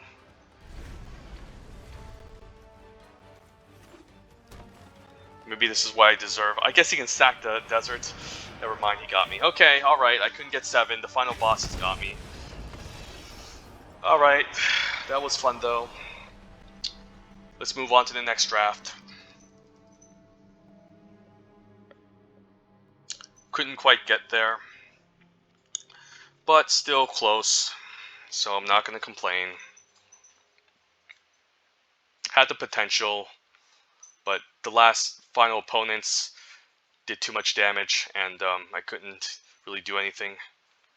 But it was definitely there, a lot of card advantage, so we wanted to face against opponents that missed their turns and did pretty much nothing, so that's why it's very important in this set if you want to draft a consistent aggro deck to constantly play out things. So control decks like this one that I'm playing doesn't end up preying on decks like that and eventually casting big bombs, so we'll see what we end up grabbing this time. Pack 1, pick 1. Premier Draft Amonkhet number 2. There's some 2 good cards here. Steward of Solidarity, nice in the white aggressive Weenie Exert Go Wide deck. Crocodile of the Crossing is also pretty good in the minus. I mean, usually you prefer to put the -1/-1 counter onto another creature that you have, and then it comes out as a 5/4 haste, which is great. And then at common, Camera Scrapper, Aven of Enduring Hope, a Mana Dork. Yeah, this pack is very unexciting. I think I just take the Steward of Solidarity. It just has the ability to gain so much value, and then the usually if you want to exert Steward if there's a board stall and no one's really attacking, or you can't attack with Steward, you want to exert it, and then you only really want to attack when you can get in there and attack. But yeah, we'll lean towards white, the best color. Take Steward of Solidarity, good 2-drop. And Champion of Wits is quite fun. It feels better in a much more controlling deck, but it's definitely the best card in this pack. If you want to stick with the whole go wide weenie, go wide white weenie route, we could take Chef at Dunes, or take a removal spell like Puncturing Blow, which is a little bit too expensive, I think, for a red-white deck, but still 1 copy could be fine. But Champion of Wits is quite good. I don't think it's a bomb, but it's a great card. Basically, 3 mana, draw 2, discard 2, and then in a late game you draw 4, and then discard 2. So Champion Wits can help us smooth out your draws, hit your land drops, etc. Great card. Nice 2-for-1. And being past it is a sign that the person to my right either picked up a bomb blue rare that's better than Champion of Wits, or wants to avoid blue in general.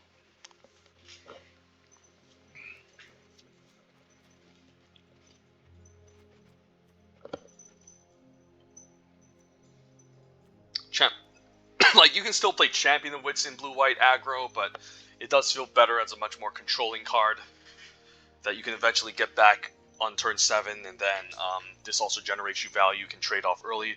Okay, well, Oketra's Attendant is really good. There's some other good blue commons. Essence Scatter if I'm going to be more controlling, and then Spell Weaver Eternal if I was much more blue-red spells, focus, and aggressive. Can't say no to Oketra's Attendant. Powerful flyer, and then this being an embalm creature could end up in some sort of blue-white embalm eternalized deck, which could always be kind of fun. But I'm not going to pass up Oketra's Attendant. You can always cycle this on turn 2 and cast it on 5, or if you know the opponent isn't playing a ton of enchantment-based removal, you can just basically cast this for 5. Okay, some interesting cards. Cartouche of Knowledge and Oketra's Avengers are both great. I'm kind of biasing my way towards the Oketra's Avenger because of the 1 toughness, but I could still take it because it's just a really solid 2-drop. The Cartouche of Knowledge, if I take it here, will commit me to blue-white. I think Champion of Wits is good, but I don't think it's a bomb. And knowing that I took 2 white cards and I was past the Oketra's Attendant, I feel inclined to just take the Oketra's Avenger. Like, sure, if I take the Cartouche of Knowledge, it could maybe, and it could lead to a better deck if I take if I end up grabbing a trial, but the Oketra's Avenger is still a very good 2-drop, even at 1 toughness. It's kind of annoying, so I'll take the Oketra's Avenger. This is like the 3rd best white common, or the 4th, I don't know. Best one is by far Gust Walker, 2nd one is maybe the removal spell, or the Cartouche, and then 3rd or 4th is maybe the Avenger. It's just so annoying seeing this on turn 2. Definitely not great against black, but I still take it. Okay, there's a Desert of the Mindful. There's always also a Sacred Cat we could take here, but usually these cards tend to wheel. If we want to end up in some sort of multicolor green mid-range deck, we can consider the Oasis Ritualist or Beneath the Sands. Don't think we're gonna gear up towards a mid-range or control deck with ramp. I think we're just trying to be aggressive, and usually we can get these Sacred Cats later, so I'm down to just take a Desert of the Mindful here, maybe speculate on blue-green, and blue is the color that wants the most deserts. And the Chef at Dunes is nice, a great desert for our deck, can sack in the late game and then pump our team and go wide. Seems quite awesome.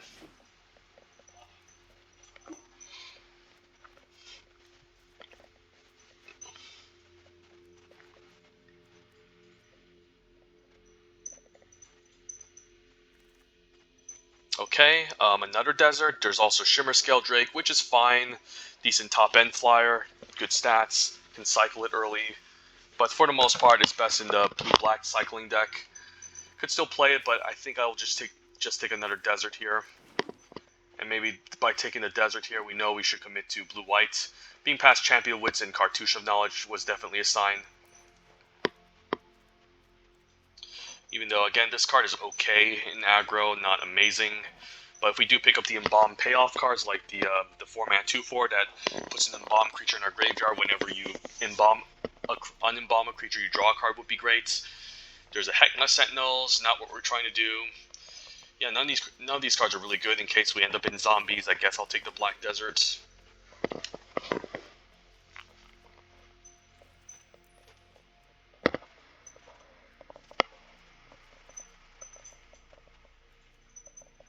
So Chef at Dunes is nice with cards like Steward of Solidarity, where we're trying to go wide and make tokens.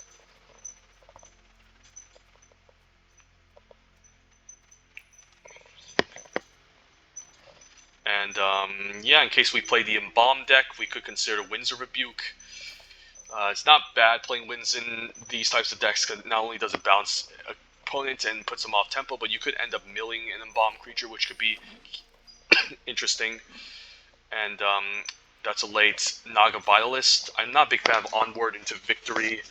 I mean, it could lead to a blowout, but I mean, 3 mana is a lot to keep up, and then I guess the other portion could be fine, but still maybe take Naga Vitalist. Not sure if I'll end up playing it though.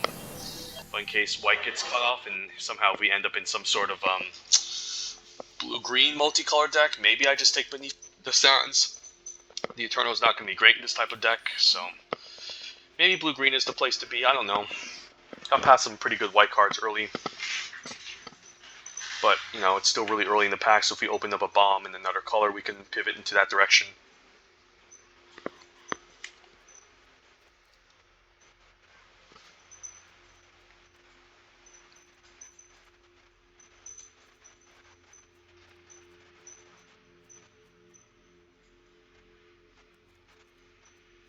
So red doesn't seem open at all. Black seems fairly open. But red seems like the color that is not very open at all. But if I did open Glorybringer, yes, I will play Glorybringer. Could maybe take a Ceradon. Could be fine if we pick up enough deserts in the red-white aggro deck. Or something else. But currently we still don't know what our primary color is, which is interesting to note. And what's a late Oasis Ritualist doing here? Okay. Maybe the green multicolored deck is the place to be. And we're supposed to be in some sort of green mid-range G sort of deck. Kefnet is a fun card, not very good though. River Hoopoe is usually just a better version. You can draw cards, but it's most likely never going to attack or block, so it feels like a dead card. I'm down to maybe take Cartouche of Knowledge, knowing that we were in blue. We got past some late green cards as well, but the green cards are okay. Like, this is a fine and aggressive green deck. This is pretty good in a mid-range green deck, but we can definitely take a much more powerful card. Knowing that we were blue in the last pack, maybe we should just take Cartouche of Knowledge here. I definitely don't like Kefnet at all. And blue-green is kind of like the deck where a card like Champion of Wits can shine. So I'll try it. If we were more aggressive, we would consider the Watchful Naga, which is, again, okay. Hopefully red isn't somehow open from our direction and we're missing out on a powerful red deck, but I'm fine passing these cards up, knowing we don't share colors. And yeah, there's our card, the Vizier of the Anointed. Could be fine with the Champion of Wits.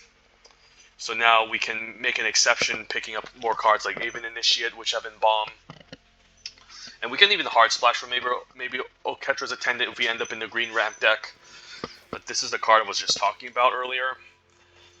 This is Burning Fist Minotaur, probably the best card in this pack. Exemplar is okay.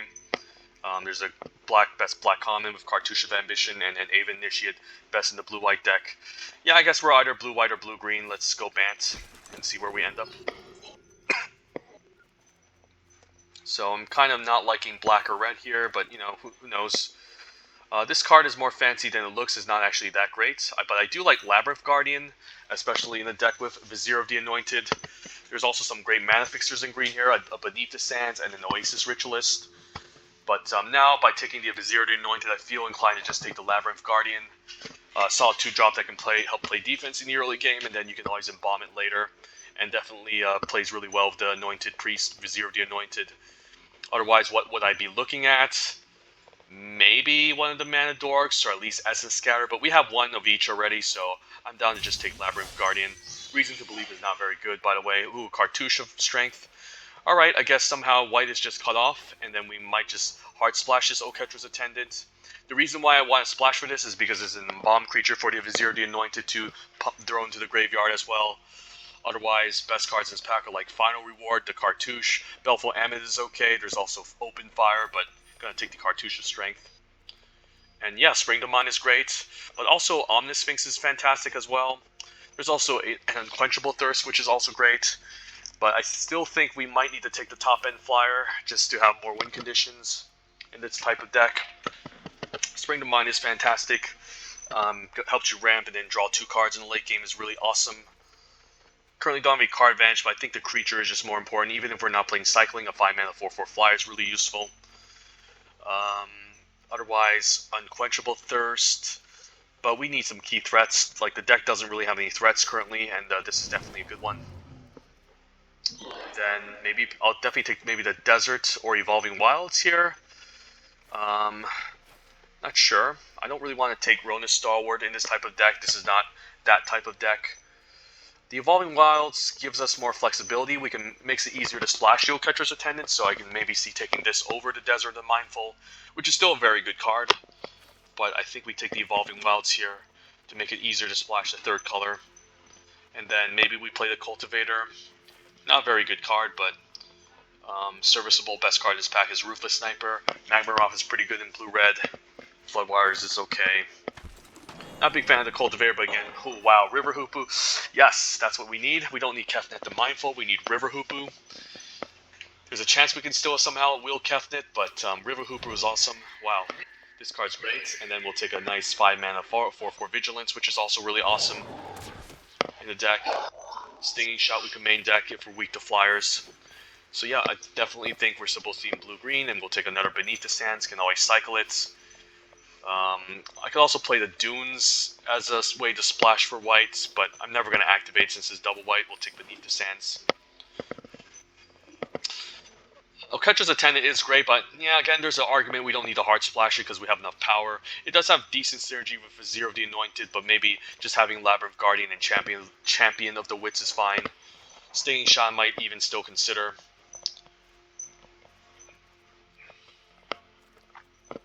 And in case we need a Pouncing Cheetah, we could play one. Shout Weakness is also totally fine interaction, but we're not very aggressive. Those are more aggressive green cards. We are not an aggro deck. Wow, Spring to Mind Wield. Okay, we are definitely going blue-green multicolor and card draw. So yeah, I love this deck a lot. Since if you get really bored and tired of playing the aggressive decks, you can always play one of these, and they're Nissa, Steward of Elements. What's this? So you pay X for its loyalty, +2, scry 2. That's pretty decent. That's okay in the late game. Look at the top card of your library. If it's a land card or a creature card with mana value less than or equal to the number of loyalty counters on Nissa, you may put that card into the battlefield. That's really good if we can get the loyalty counters up. Untap up to 2 target lands you control. They become 5/5 elemental creatures with flying and haste. Until end of turn, they're still lands. So this is only until end of turn, but it can definitely win the game. Alternatively, maybe I wouldn't mind splashing for a second Oketra's Attendant if it wasn't off color. Hooded Brawler is also okay, but Nissa is really fun. Let's try this. And we have the ramp to get there. This pack isn't too exciting. Could consider the Wall of Forgotten Pharaohs as a way to maybe block the early game and ping the opponents. There's also the Shimmer Scale Drake, which I also like. Can also just we can cycle it on turn 2 or cast it as a big beefy flyer. Don't think I'm splashing Appeal to Authority. I don't think we're hyper aggressive. We only have 2 deserts too, so the wall is kind of like an underperformer. It does help me block the early game, but I still think maybe we rather have a Shimmer Scale Drake to cycle on turn 2 and maybe cast as a creature. Okay, I do like Unquenchable Thirst given my lack of removal. The Defiant Great Maw isn't actually too bad in this type of deck too, although there's not a lot of creatures that can survive the -1/-1 counters. Supreme Will is also okay. I don't think it's like super amazing as a fine counterspell, but I'd rather just take the Unquenchable Thirst and hopefully pick up more deserts. Okay, another Labyrinth Guardian, but I don't mind Hieroglyphic Illumination as more card advantage, but maybe it's still the Labyrinth Guardian. We can always play it on turn 2 to block and then turn 4 unembomb it. Seems reasonable. We do have a Spring to Mana Raid which can draw cards, Champion of Wits which can draw cards, some Cyclers which can draw cards. As much as I like Hieroglyphic Illumination, I think we might need the extra 2-drop to stay alive. And then Cartouche of Ambition is great. There's also another Desert for the deck. Do I actually take it over Cartouche of Knowledge? I don't think so. I mean, it's kind of close. How many cards do we have? We definitely need another playable, and there's a chance we can always get a Desert in the next pack or so. Aerial Guide is also really nice, but we do have a decent amount of flying already in the deck, so we don't need to. So it's kind of redundant. The Cartouche is just great, cycles itself. Synchronized Strike, don't think that's what we're trying to do, but I would love a Greater Sandworm as a nice curve topper in the deck. Also wouldn't mind another Bitterbow Sharpshooters, but I'll take a Greater Sandworm for now. Winds I might not play. We do have some Embalm in the deck, so I might consider it. Could play a Manglehorn. I don't like double Evolving Wilds because it actually lowers your land count. Manglehorn's also just very medium. Doesn't seem to find targets, and the stat line, the 3-mana 2/2 is just not great. It's a very situational card, but I'll still take it. There was nothing else in that pack that was too exciting to splash for.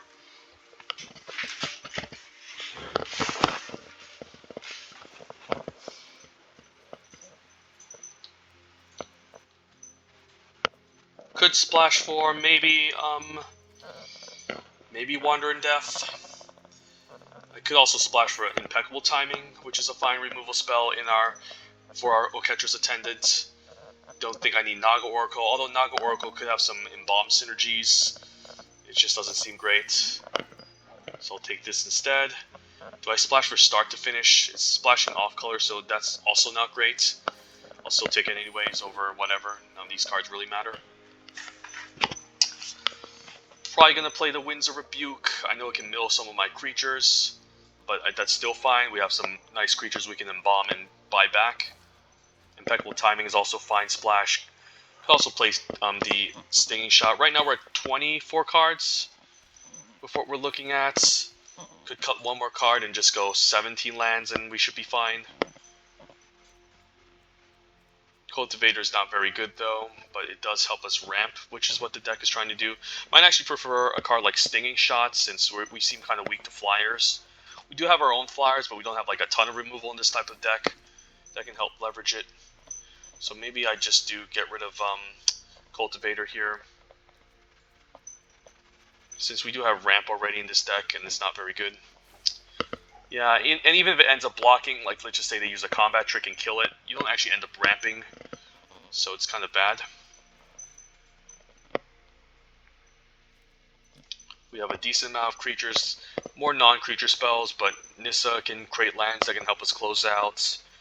We can always buy back our creatures with Embalm. Do I want to splash an On-Crop Champion? It's not bad. Just a 4-mana 4/4 isn't the worst, so I might consider it.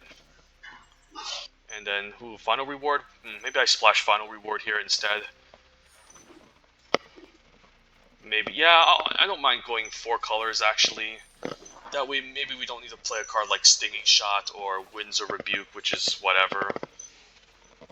I definitely need all of these cards for sure. Yeah, you know what? I think I like this. Impeccable timing is also nice. Synchronized strike could be a thing, but that's not what our deck is trying to do. It's really pretty bad with Labyrinth Guardian. Gotta note too that the Labyrinth Guardians aren't necessarily good with the Cartouche of Strength, but I still think we play it, or the Cartouche of Knowledge. But the card advantage is pretty nice. I guess we're at 23 playables anyway, so never mind. Looking at the mana base, yeah, we'll definitely throw in maybe 2 planes into the deck. 1 swamp is fine, and then definitely want an even split of blue and green, maybe favoring green more, since green is what we're using to help fix. So, it should be fine. 6 blue. So it's more like 7 blue sources, 8 green sources, 3 white sources, and 2 black sources. So, yeah, let's try this.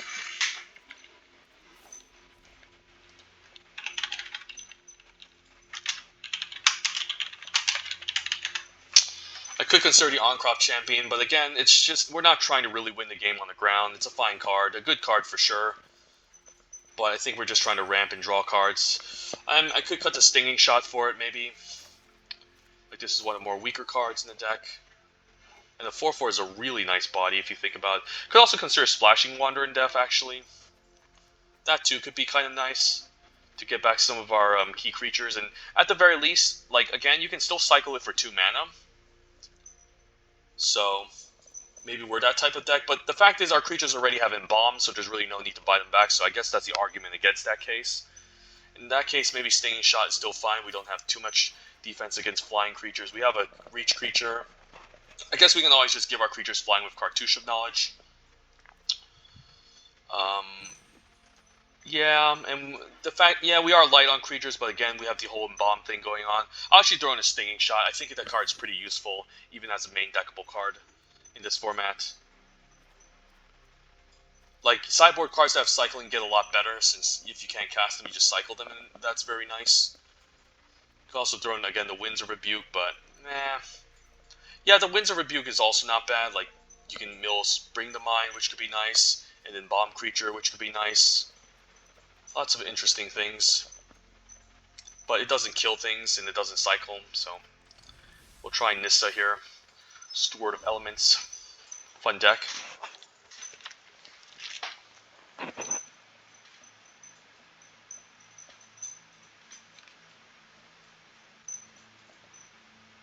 And 1 man's also very efficient, just being able to deal with a flyer is nice.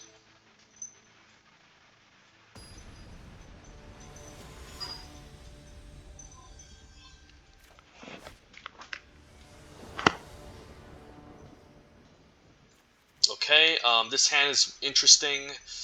All we need, we can cycle the Greater Sandworm at least, and maybe cast Beneath the Sands to hit our land drops. I think I'll try it because we're on the play, but I'm not sure.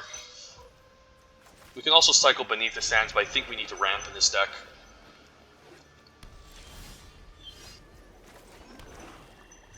Maybe I don't need to cycle this, because we're planning to cast the Beneath the Sands on turn 5-ish. The cycling isn't the worst, but I don't really see the need to right now. And then we should use this to find... could use this to find blue mana. I actually don't mind using this to find blue mana. As much as I like white mana, the blue mana actually helps a lot, because by grabbing the blue mana, what we can do is we can find the Embalm creatures and then cast them, and we have a couple of blue Embalm creatures we don't mind throwing to the yard, and we also draw a card off of it, so I think this is better. And we can also cast this on turn 4 as well, so... Another blue, okay. Take that, we'll play our Vizier the Anointed. And then what Embalm creature do we want to put in the graveyard? Champion of Wits could be a thing. We're almost going to hit 7 mana with it. But we do need to hit 7 mana to do something with it, so maybe we could try something lesser like Labyrinth Guardian. Champion of Wits is really nice though. The question is what we're going to do next turn if we can't get this into the graveyard. Maybe it's still to play because we're getting to 7 mana, and that's quite relevant, and a 2/3 doesn't do anything, so you know what, I'll put this in the graveyard. That's fine.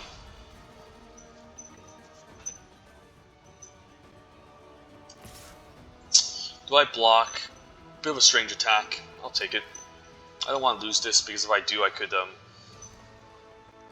yeah, you could have the impeccable timing here, which can be kind of annoying, so...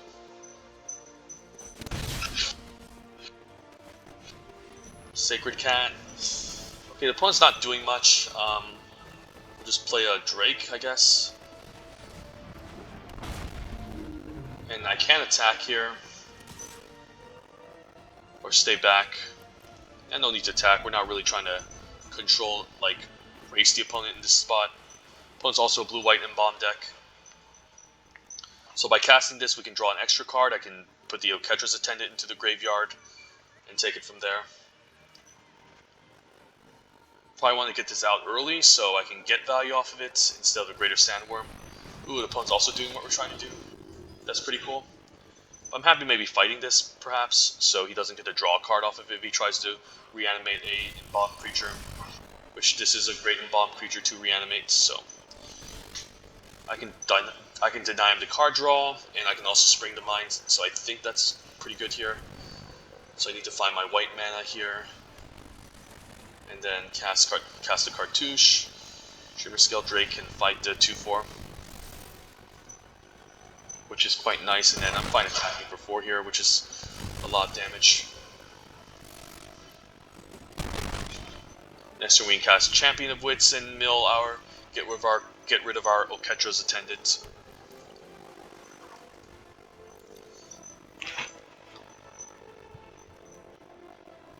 Or cast Mind, but better off casting the creature. We do need to mill 2, discard 2, so that can be kind of awkward, but being able to affect the board I think is much more important. There's also the argument of just playing the Greater Sandworm next turn if we get a land.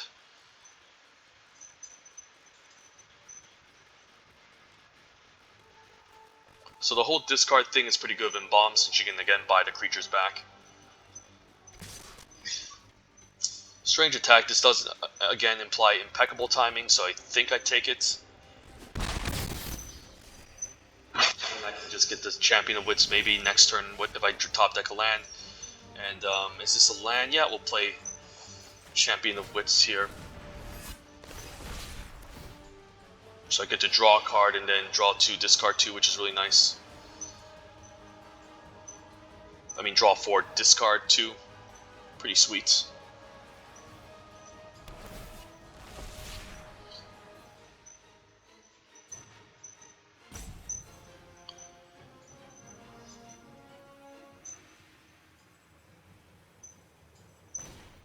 Okay.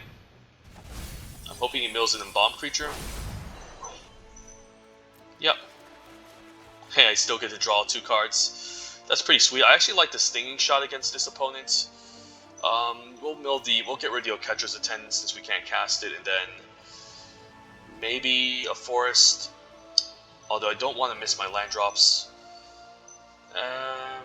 Yeah, maybe Beneath the Sands can go at this point. But the Beneath the Sands can help me find white, but yeah, let's get rid of Forest. As much as I don't like missing my land drops, I think that's fine. And I'm fine attacking for 4 here as well.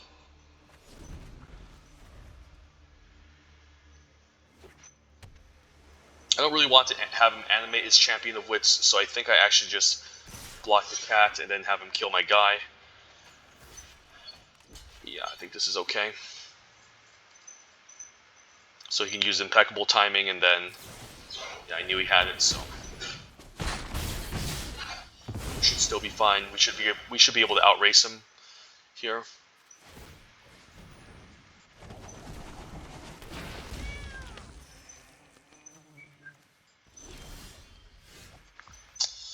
I think I need to play the Desert tapped, and then we'll play a Giant Sandworm here.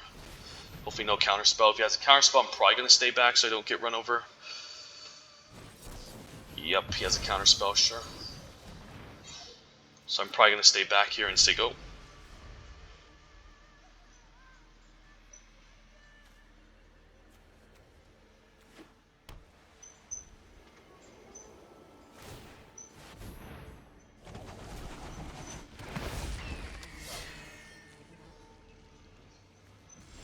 I can Stinging Shot this since the damage is kind of annoying, and I think I will.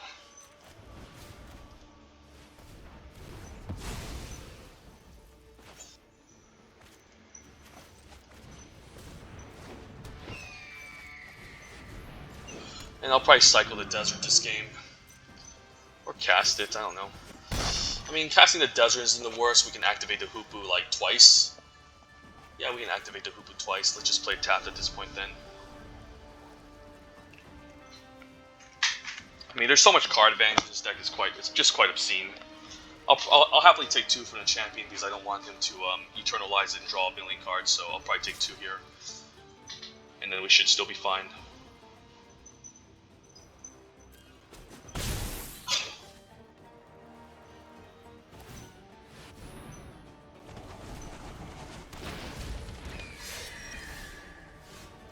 Nissa. Okay, we can make a big Nissa. Do we fly some lands over?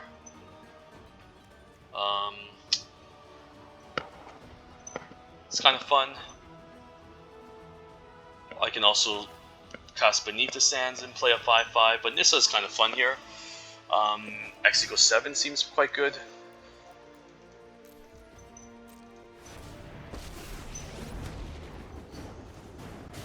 Together, we will prevail. Yeah, we'll 0 here. Yeah, we'll take action. It's kind of cute. Yeah, I'll attack with both.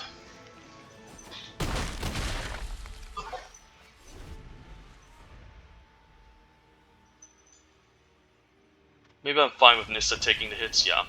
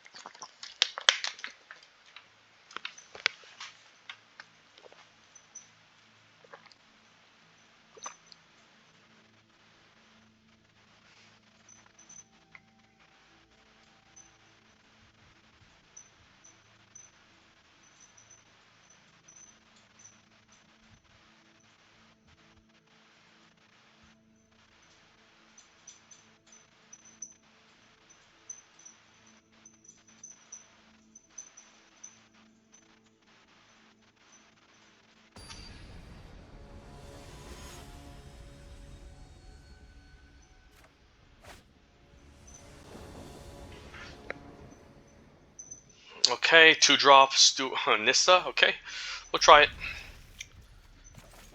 2-drop that can hold the early game, play River Hoopu. We could just cast Nissa for 2 mana if we want to and start scrying. I'm not actually against that.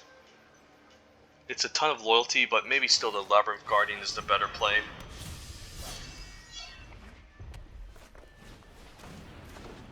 And River Hoopu can at least block off this Wasp, so I'll play this first before I cast Nissa. He could have the -1/-1 counters on both creatures. This can kill my Labyrinth Guardian, which can be kind of annoying. Hopefully he doesn't have it. Bone Slasher, sure. Oasis Ritualist.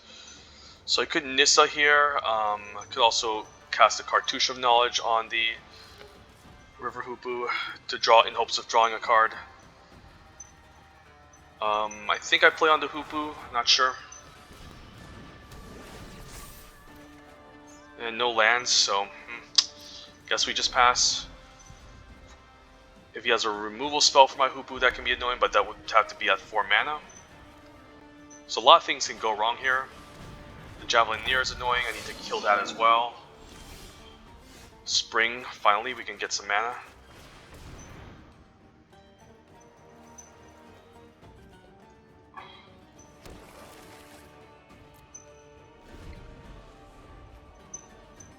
So this is an ability, it can't really kill the Labyrinth Guardian. Blighted Bats, okay. So he can give my River Hooper a -1/-1 counter. Which is what he's probably planning to do, but the Oasis Ritualist, but we can still maybe trade for the 4/2 here. So we'll see go. He still ends up discarding a card, so it's not like it's not actually that bad for me. But he can start attacking now with the Flyers, which can be kind of annoying.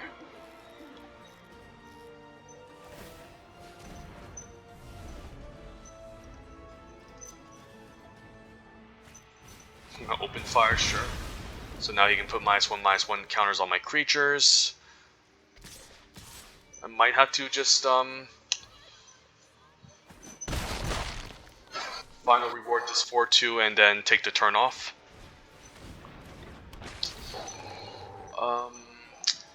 I like all these cards. I think Drake might just be the worst one though. Could play Nissa, but Ominous Sphinx is also quite good. Maybe I just need to final reward the 4/2 and take the turn off, or Sphinx is great, but the whole -1/-1 counter thing is annoying. You know what, let's just final reward this, it's kind of annoying. In the meantime, I'll just take some damage. Could Nissa for 2, and then Nissa will just die, but I don't think that's good, so we'll say go.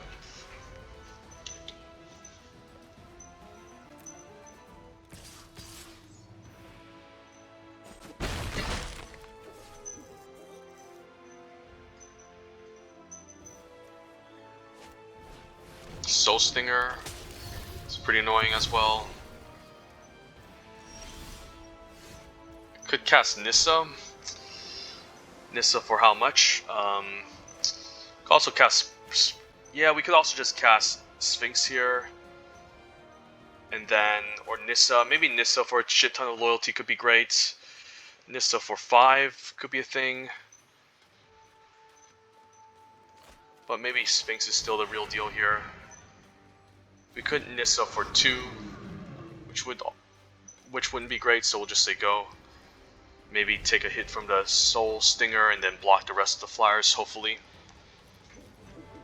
Hopefully no removal top deck, that would be pretty saddening. Removal top deck would suck. Please don't do this, opponent.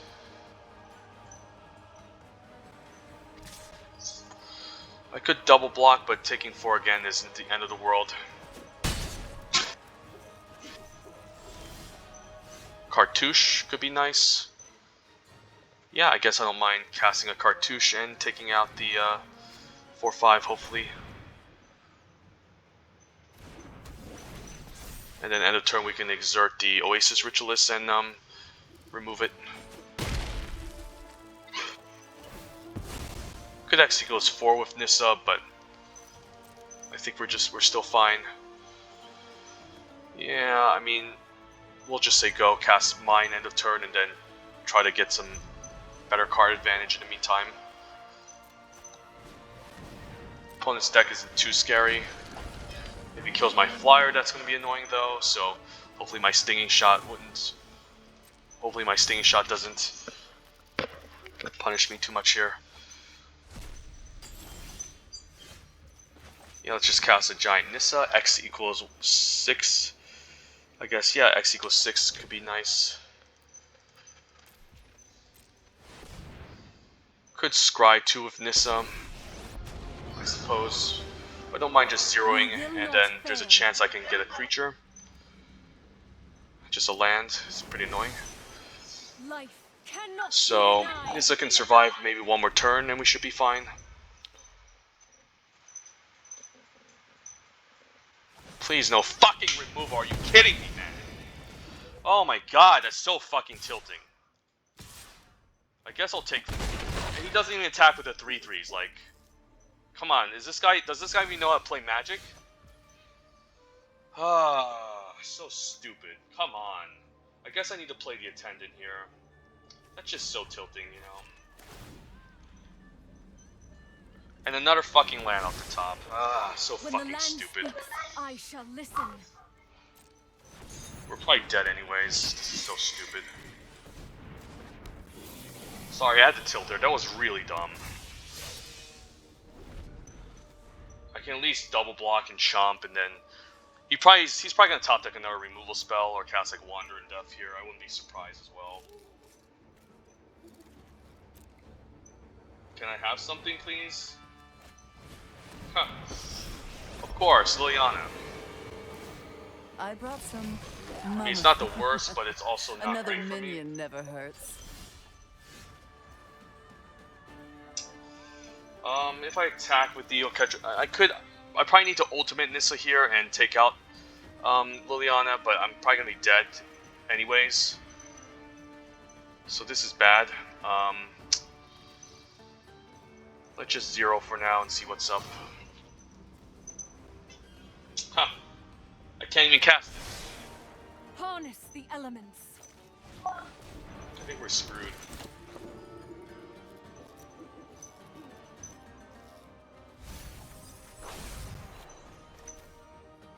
Yeah, I'll cast a Champion of Wits.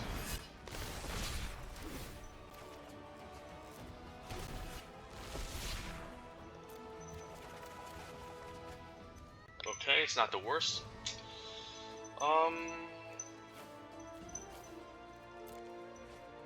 But where's our white mana? Nowhere to be found.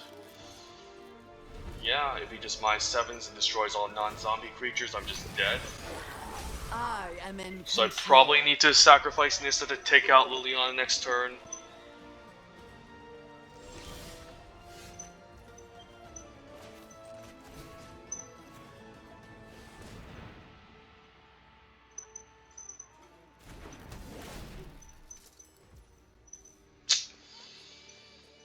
Yeah, I think I need to do that.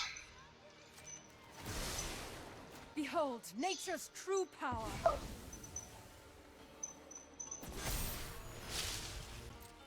Yeah, we need to attack with the flyers.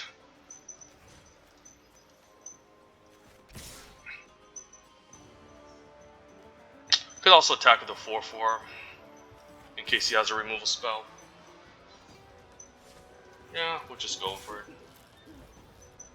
We can still play like a Greater Sandworm and keep up impeccable timing on the 2/1.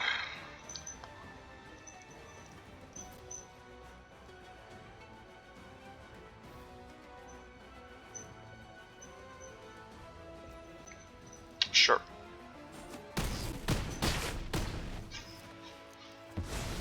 Well, bye-bye Nissa. To entertain me. But we still have impeccable timing with white mana here, and Greater Sandworm can hopefully help me close out. It's only until end of turn, so Nissa's gone now, but I still think that was worth doing.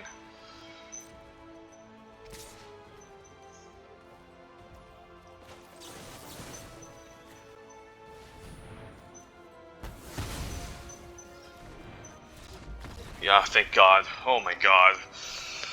That turn when he had the freaking removal spell was just so freaking cringy. Ugh, I even had... Luckily he misplayed that turn. He could have killed me. So I think the guy, yeah... It feels bad losing the guy just playing mediocre cards and just... Somehow just get your life total low.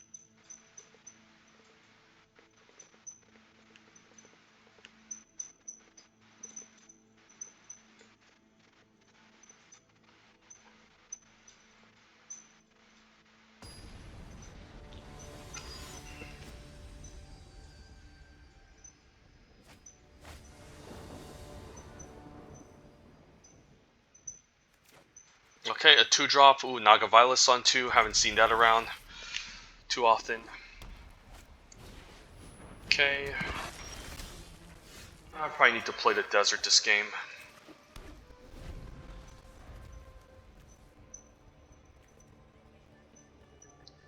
Nagavilas, the double Labyrinth Guardian could be quite nice.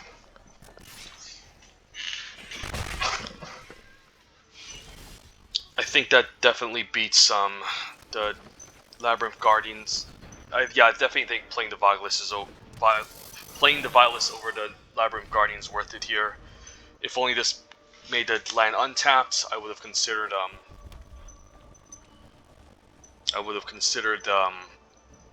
something else. But if he attacks, I'll take it. I don't really want to lose a Violus. It could be very important. And taking one doesn't hurt, so Kenra Scrapper's annoying though. I guess it's fine to just play the Guardian, and then play a second one. The question is, do I double block? I mean, the worst case scenario, he kills one with a spell and one of them bounces off. If he exerts, maybe I shouldn't do anything about it. Dauntless Haven is pretty annoying. Okay, impeccable timing is quite good, so I definitely want to get out white mana here. So let's cast Spring. And let's find black mana first, right? And then let's play the white mana. So we can have impeccable timing up and mostly go.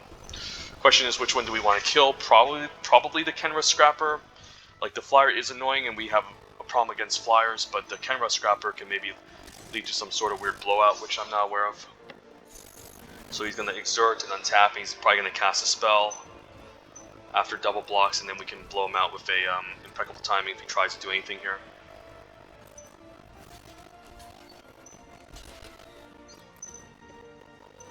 So he probably has an instant speed removal. Otherwise, I'm fine letting this resolve, actually.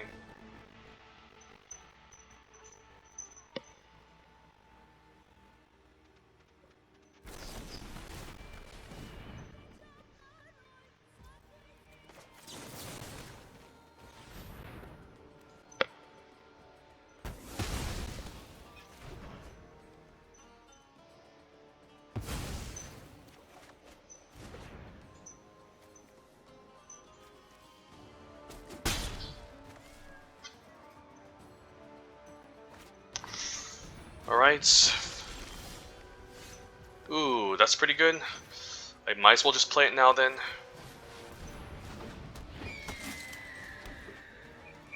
And then fetch for double white to make things a little bit more easier.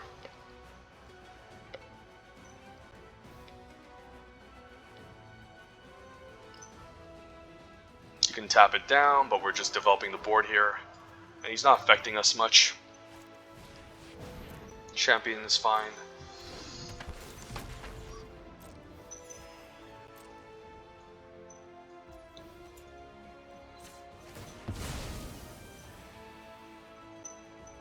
Could take blue mana here. But white's fine still. Oasis Ritualist. I guess what we can do is we can cast a Ritualist now. And then still cast a Labyrinth Guardian. Could attack, but I'm not really an aggressive deck, so we'll see go. I'm fine if he wants to use 2 mana to tap this down to get out of the way for a turn, just to attack.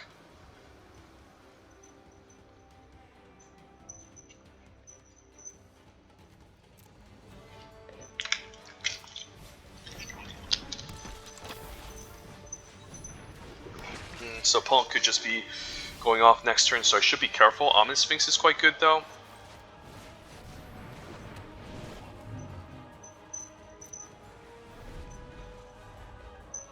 So all we're trying to do is basically slow him down, essentially. So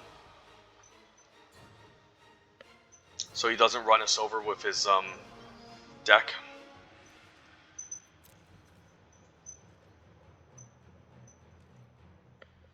Probably planning to tap both flyers end of turn, so I can mine main phase here. And Nissa's kind of cute, but I'm probably down to just maybe play another flyer, honestly.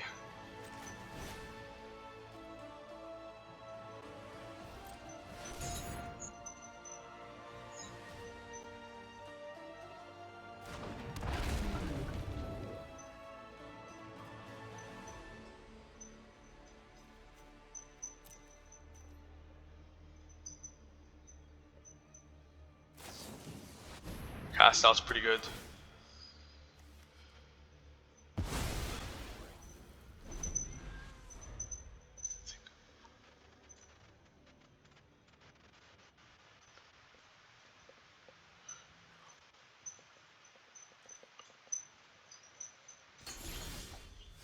Cartouche of Strength knowledge is quite good as well. But I think this turn we just make a Nissa Rights. Can make him 7 loyalty and start zeroing.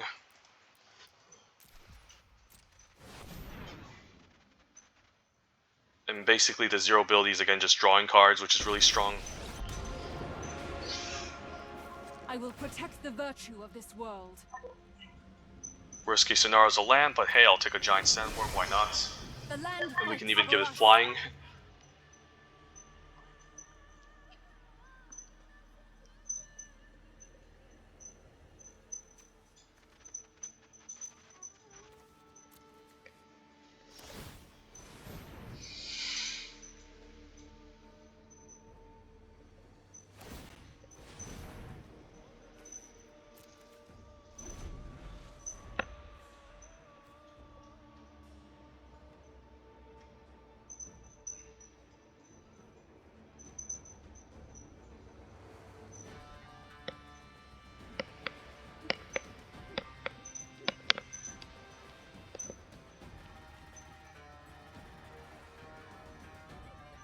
So he can put Nissa down to 2 if he decides to attack with the flyers and do it. So that's very interesting there. And then he can always keep the fan burst down to tap down my guys. So I might need to put the Cartouche on the 2/4.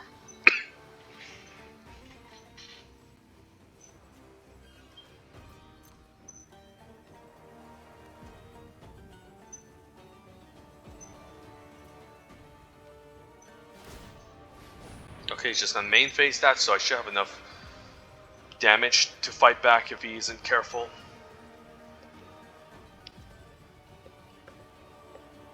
So I guess he's planning to do an all-out attack to take out Nissa this turn.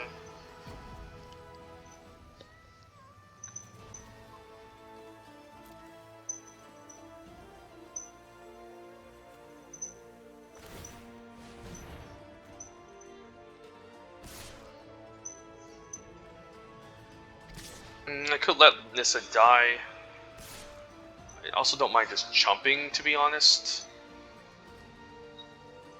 Like the Scry 2 could be quite relevant. I mean, I guess I can always just block the 2-3. Nissa falls down to 2. And take it from there. But yeah, he's going to be looking at a lot of damage on the way back if he isn't careful. Wow, he's going to sacrifice his mummy. I think I like blocking the mummy. And then I'm fine with Nissa dying.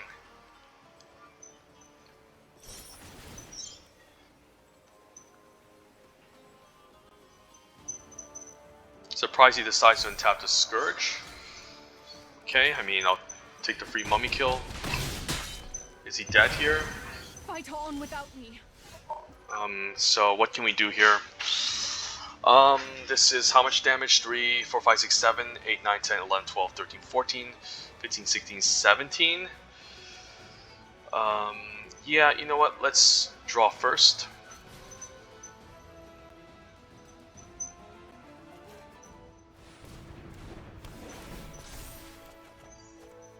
And I'll play a Champion of Wits and find discarding lands.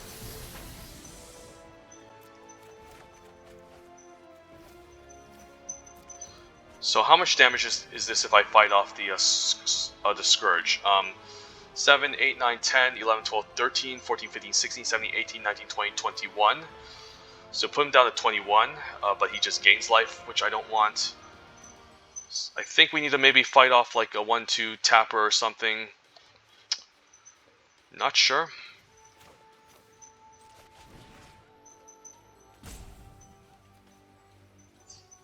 Wait, how much damage is this? 7, 8, 9, 10, 11 plus the card 2. 11, 12, 13, 14, 15, 16, 17, 18, 19, 20, 21, 22. Yeah, I think it's lethal. Yeah, I think it's lethal.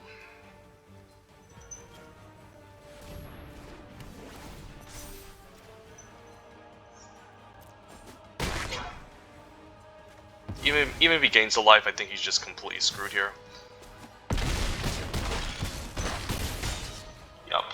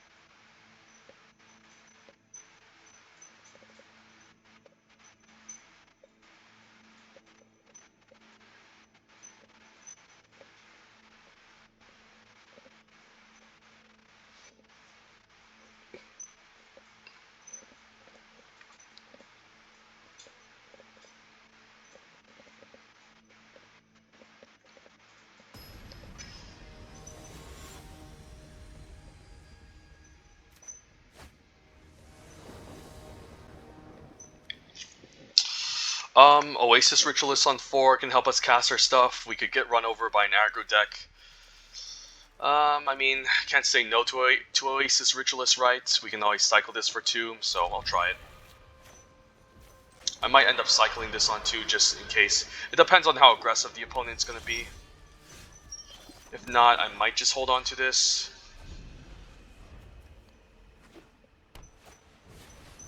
Firebrand Archer.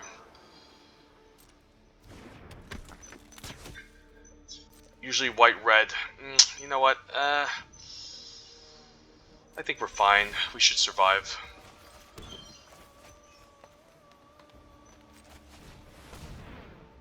Can grab blue or white. Probably more interest in blue because we can at least still tap down the 2-1. and hopefully the Oasis Ritualist can help us cast maybe the Attendant or something. We'll see.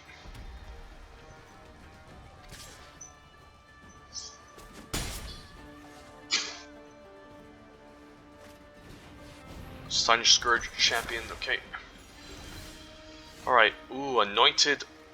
Vizier of the Anointed could be quite good, but I still think we need the mana. So I'm gonna bring out the Oasis Ritualist, and then next turn we could still keep up like Impeccable Timing plus Vizier of the Anointed or something.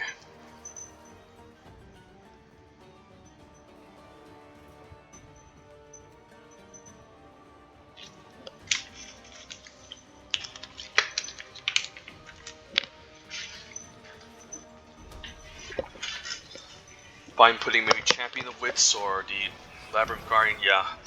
Right, that's annoying. The opponent knew that we had something like this.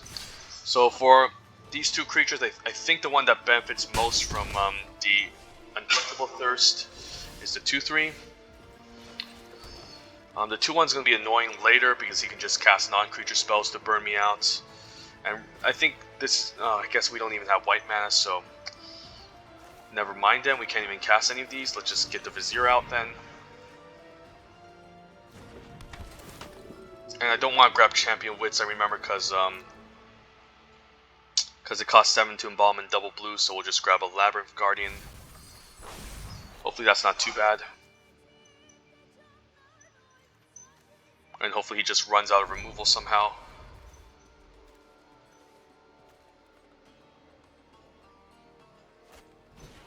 On-Crop Crasher, wow. Yeah, that's rough. On-Crop Crasher is a bomb. And we're going to take 1,000,000 damage, and we're going to die to an Exert deck again.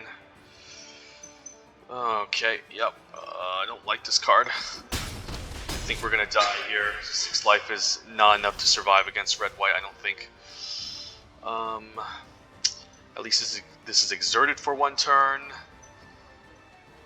We can Unquenchable Thirst at 2/3. But we do need to draw some cards, I think. So maybe we just need the extra body. Yeah, we basically need double blue to cast our spell, so Island off the top would be amazing. And no Island off the top. So yeah, hopefully no removal. We just need to play defense. Next turn we can Unquenchable Thirst on the On-Crop Crasher, or at least kill it with the Cartouche. We'll see.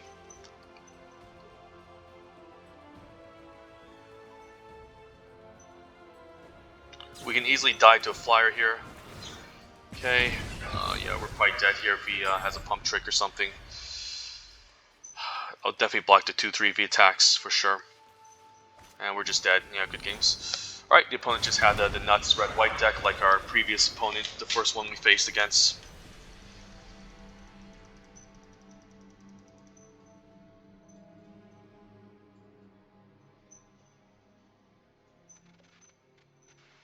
That's the way to really defeat the green decks. Basically just make sure you go aggro and smash face. So overall, not the most exciting results right now, but I can still finish off maybe one more draft if we have enough gems, and do one more Amonkhet Remaster since it's going to be over today.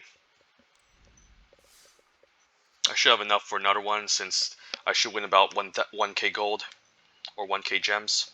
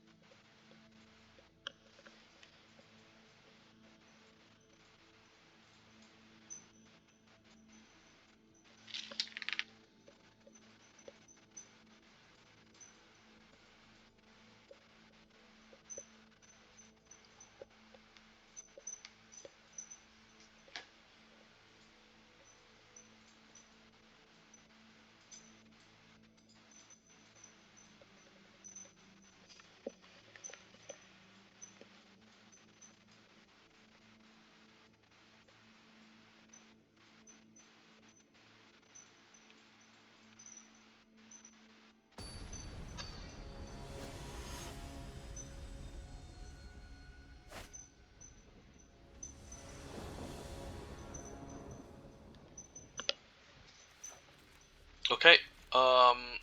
Yeah, we'll try it. Maybe we fetch for black mana, but we currently want blue mana right now. Yeah, I think we need blue mana first before we get the black mana. As much as we do have a lot of blue mana in the deck, the Oasis Ritualist can hopefully help us find it. There's an argument for still getting the blue mana, or the black mana I mean. Since I can always cycle the Greater Sandworm, the Steward of Solidarity is going to become a problem. Yeah, I don't really want to risk it. I think we need to get the blue mana here. Otherwise, we won't be able to answer the Steward if we even cycle the 2-drop. Although, yeah, the Labyrinth Guardian is nice here. So the blue mana was the right pick. He is going to start making 1/1s and exerting, but we can quench this. We can Unquenchable Thirst this, hopefully. Nissa? Nissa can be kind of fun as well. X equals 1, can scry 1, can scry 2. Yeah, I'm down for just taking Nissa for 1, and then we can X equals 1 and scry 2. He could send all to kill Nissa, but it wouldn't be great for him, I don't think. Could 0 and try to get a land, but I think we scry 2 to hit our land drop. The land will help us find a way. Champion of the Wits isn't the worst. We can cast it next turn. The problem is that the lands come in tapped, which is kind of annoying. But it might be a necessary evil. We could also just play the champion, draw into the desert next turn, and play it tapped, which is also not a bad idea. We would have to discard some cards though. So, you know, it's all very questionable. Maybe I still do it, because at least Champion of Wits can dig pretty deep and put 2 cards into my deck, so we'll see go.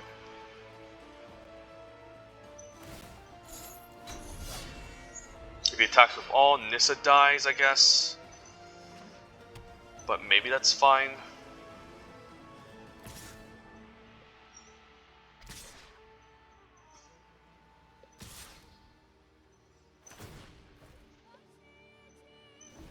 I think I get rid of token here. The lifelink is annoying, but by doing this I can reduce the board state at least. My strength fades.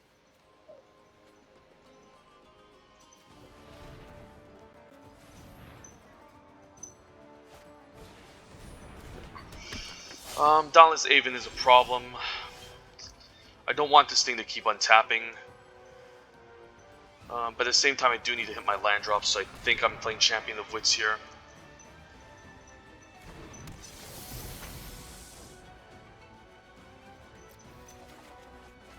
Lands are good. Yeah, maybe Final Reward just has to go. It's a little bit too clunky, and then as much as I like Greater Sandworm, it might be just too little, too late. So yeah, we'll just play this tapped.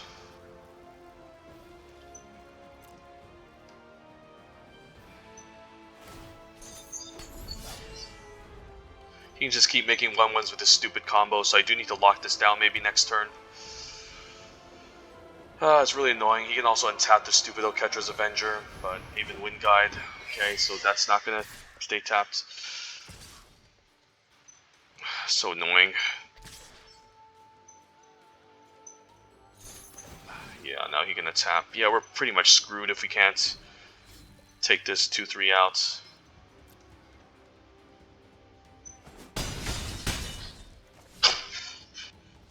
Yeah, the Dauntless Aven probably is the answer. Okay, the Stinging Voice is really good. We probably need to use that to take out the 2-3. He can Embalm it, so maybe this wasn't correct. I don't know.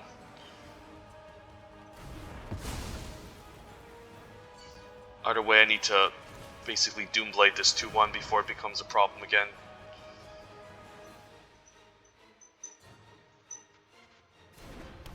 Yeah, the fact that he can just keep exerting and then making 1/1s is really annoying, so I think this has to be the play, and then hopefully we can drop down an Oasis Ritualist and take it from there. This is also 6 mana to Embalm, so he can start flying his stuff over. So we're definitely not in good shape. Cartouche of knowledge could be a thing. But I think we still play the Oasis Ritualist and take it slow.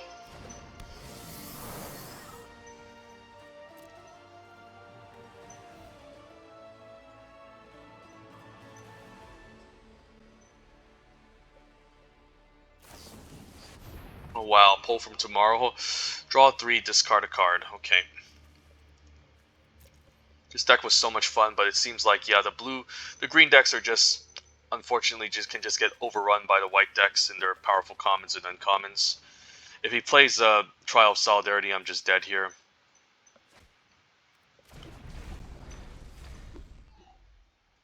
So I need a way to fend off this Aven Wind Guide if he tries to bring it back. Yeah, he gets to get in for 2 here, which is annoying as well. And again, he can just keep going wide. It's really bad. It's terrible. I'll just take 2 and hopefully he doesn't find removal for my Oasis Ritualist, or maybe I need to put onto the 2-1, or maybe Sphinx is fine. Okay, so Sphinx needs to resolve. I think I keep the Oasis Ritualist and not use the Cartouche as much as I like drawing a card. I need the extra blocker. Yeah, he's just gonna fly over and kill me. This is bad. So there's multiple targets for me to kill here and here. I think I'm blocking this for sure. But I wouldn't be surprised to see like an impeccable timing to finish it off.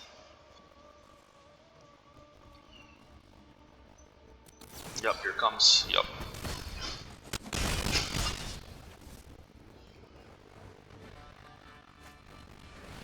And even an aerial guide to fly over. Okay, I guess what we can do is cast Vizier the Anointed. Maybe put like, Catcher's Attendant into the graveyard so we can eventually cast it. Even though we do lose a blocker, I think we might need the extra flyer. And then I guess we just latch a Cartouche onto the Vizier the Anointed and hopefully we don't get run over, but we're pretty much dead, I think, at this point in the game.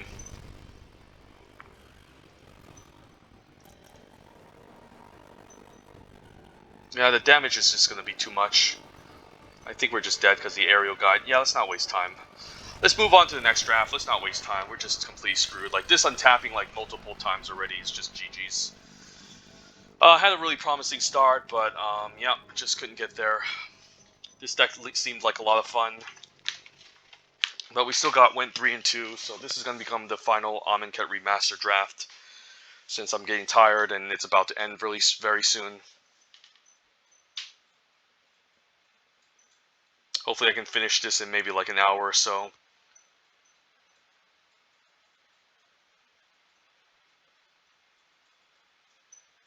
So 6-3, 3-3, and then let's do the final draft.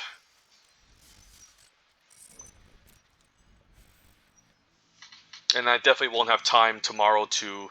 I mean, I'll have time tomorrow to do Kaladesh Remastered, but yeah, this is going to be the final draft for now. We can see how powerful and impressive white is in this set, so definitely lean towards white as much as possible. I think it's by far the best color. But again, don't shy away from green or black as base colors, since green can do funny things, and black is also a really good control color. Blue is probably the worst color, but still a nice support color that pairs well with the other colors. But probably the worst one in terms of commons. And red, I would rank it white, red, and then green, black, and then maybe blue. That's how I would rank the set color rankings. And pack one, pick one. This card's pretty unplayable. Bone Picker is good. Top Crop Elite, if I want to force white, Exert is good. Could draft another control deck with Edifice of Authority. So, yeah, so 3 interesting options here. If I want to force black-white mummies, Binding Mummy is great, but outside of it's pretty bad. And when in doubt, you just take the colorless card, right? It goes in any deck. I mean, I guess not every deck, but most decks also doesn't commit you into a color, most control decks. So if I end up playing green or black, this card's going to be quite good. But I don't really want to force the Exert deck, honestly. It's just not very interesting. I just did it with like the Glorybringer deck that we just drafted, and it was not very fun. It was kind of stupid, honestly. Just Glorybringer is a messed up card.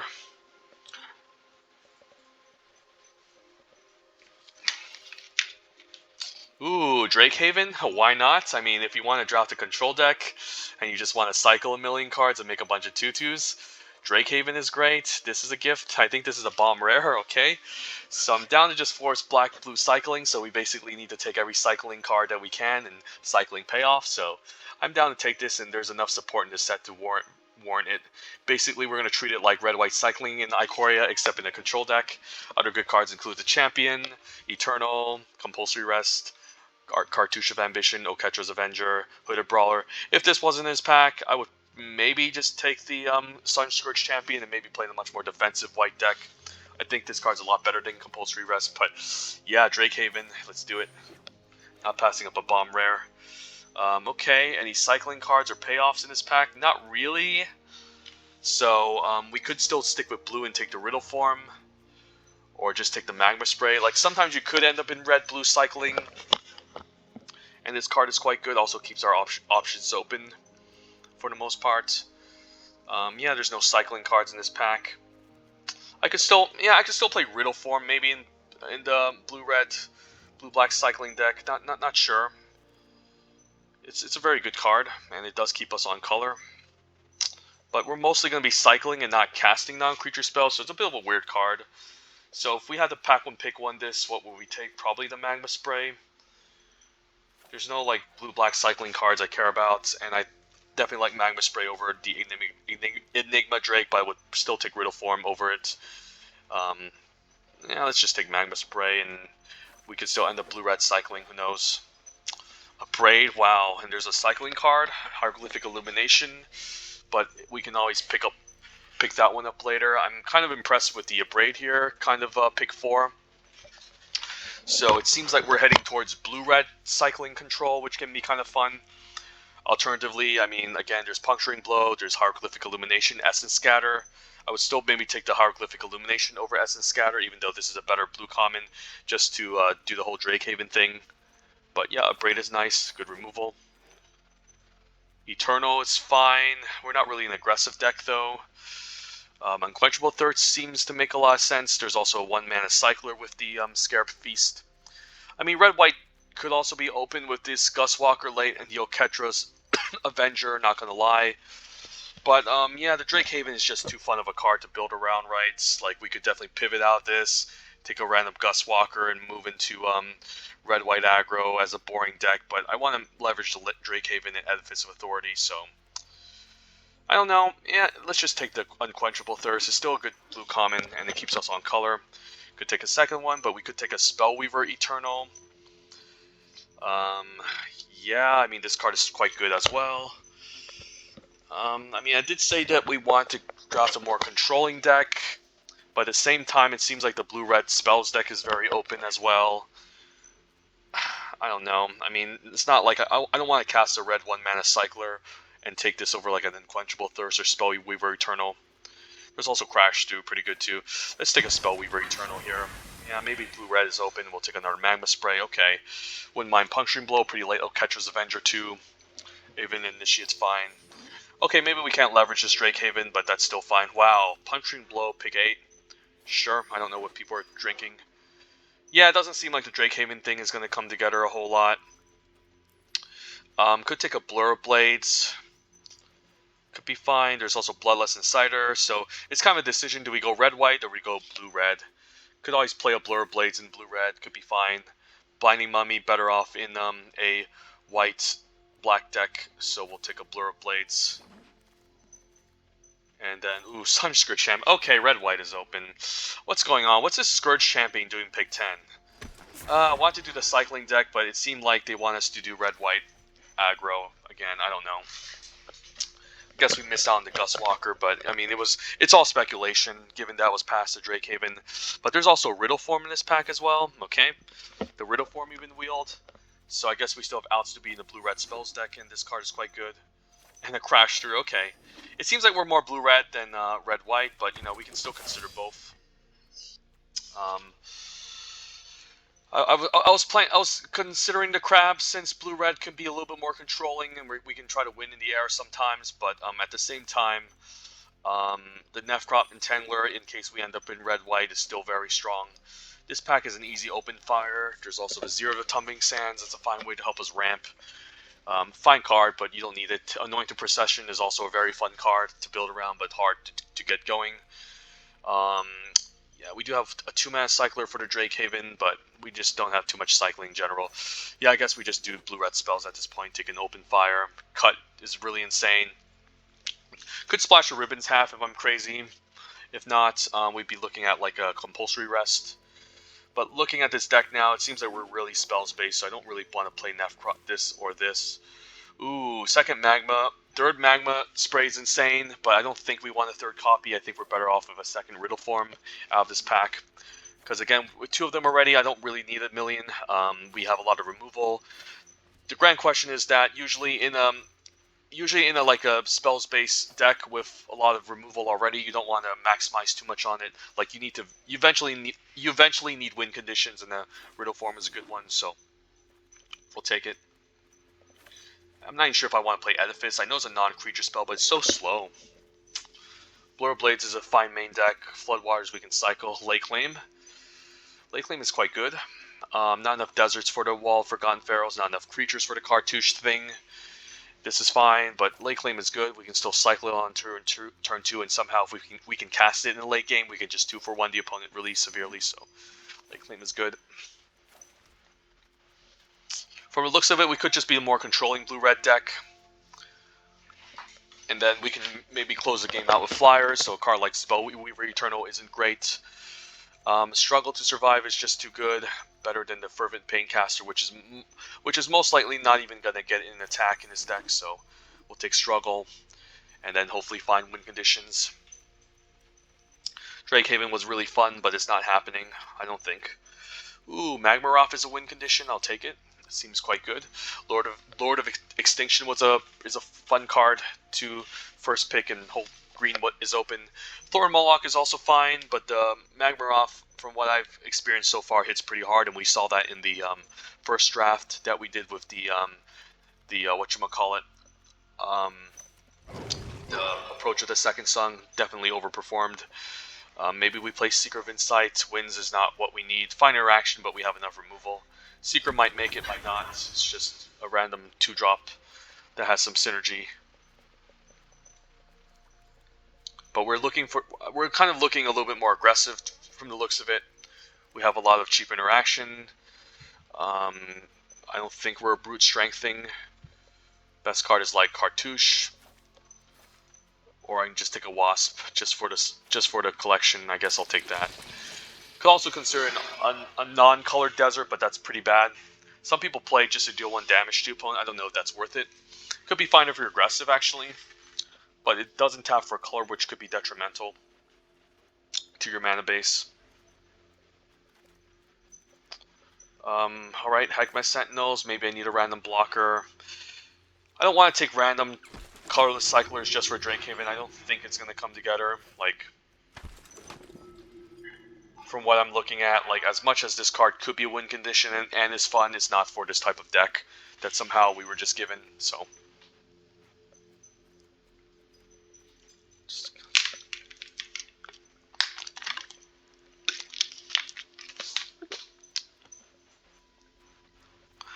And given that we also have a lack of win conditions, like, it could be nice to actually main deck this, since it can deal damage to the opponent.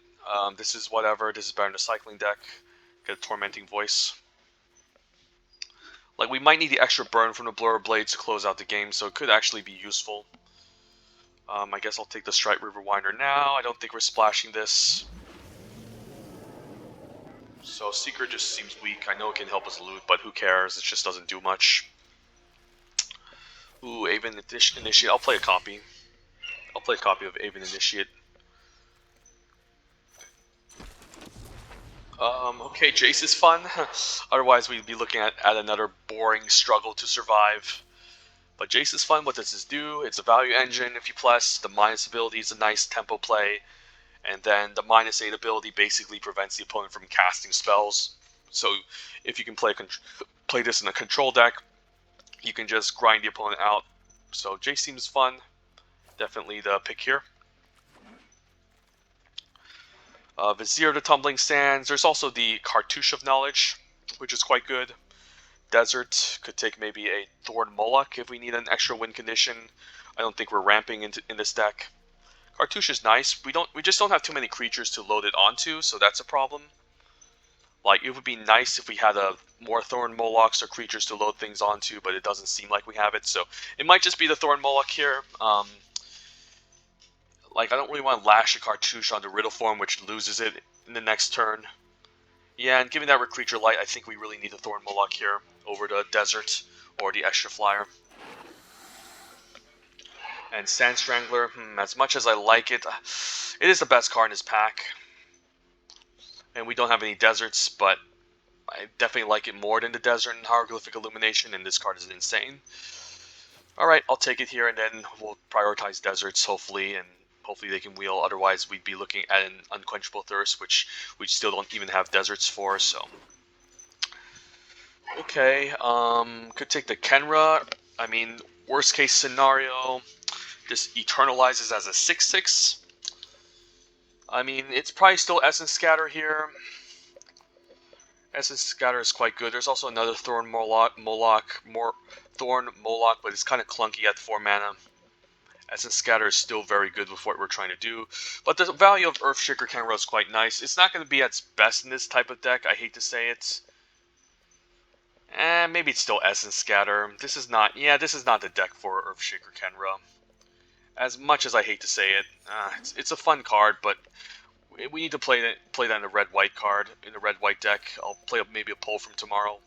So this deck does seem more controlling. So we might lack win conditions in this deck to help us close out. So, I don't know. Poll from tomorrow is pretty good. And I guess we still have no lands, no deserts, I mean. I guess I can take a random Evolving Wilds to help us fix. Yeah, no deserts for these sad Unquenchable Thirst, but I can maybe take a Spellweaver Eternal, which can maybe do a bit of burn damage in the early game, trade off, so we can help close it out. And then maybe just have to play the Sun Scorched Desert. I guess the Firebrand Archer is just way better. Maybe we just don't play Sand Strangler in this deck, as sad as it is. Yeah, I don't think I can take a colorless desert that does absolutely nothing for the deck. And speaking of win conditions, I don't mind another Aven Initiate over the Ramping Dork, and then Hieroglyphic Illumination. We can always cycle or cast. Alright, so we have a 17-land deck. It's a bit of a weird deck since, again, there is no Drakehaven or Sand Strangler, but still what we have to do sometimes. It's what we have to do sometimes. Also, again, don't mind Blur of Blades too. Could be, again, quite useful. There's a lot of 1 toughness in this format that we could punish. I guess we can ditch the Unquenchable Thirst for the Blur of Blades if that's the case.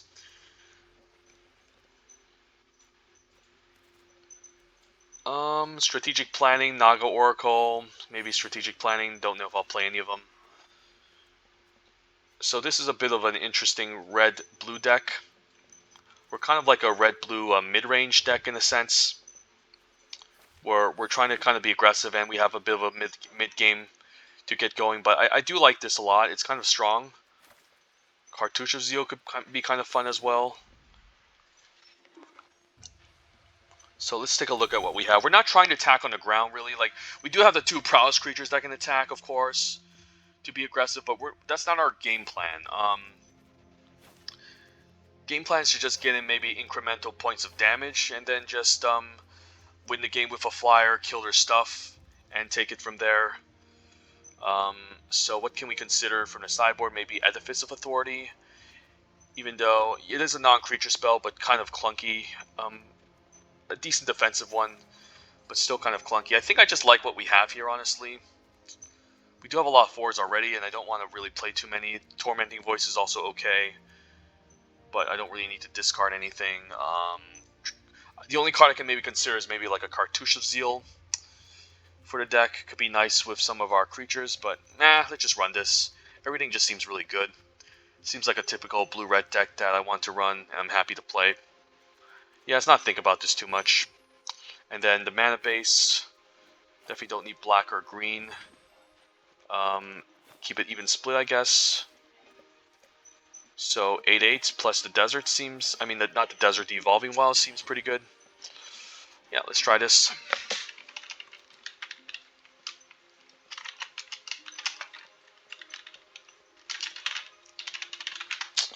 Here's its spells for the wins, and then the picture.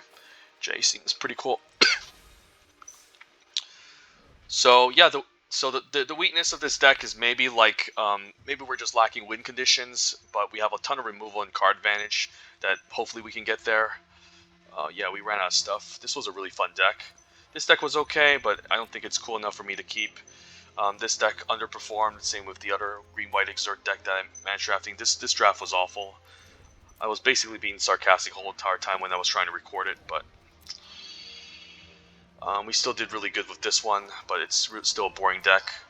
I don't really want to put this up, and yeah, we'll just give this a shot. Hopefully we can finish this draft within an hour, and celebrate until Kaladesh Remastered comes out.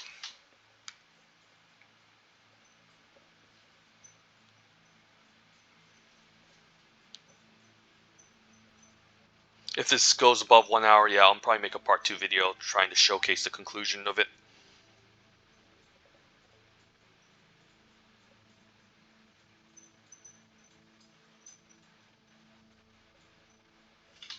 But so far we've been playing we've been playing control decks this entire draft, and that's fun.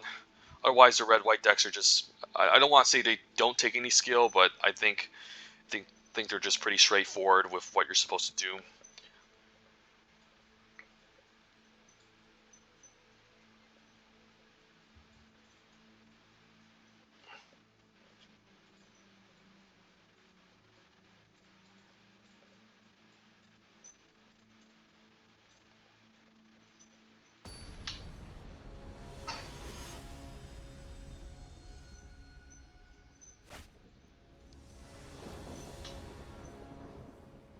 Okay, opening hand. We have a 2-drop, a Braid, Cuts. Could be fine. Play Mountain to represent a, what you call it, the 1 mana Magma Spray, so already you can see that people are already playing 2-drops in the set. Very, very aggressive. Gus Walker, I'm happy to just Braid, honestly. Yeah, I don't want to take a million. Yeah, let's just Braid this right now before it becomes a problem.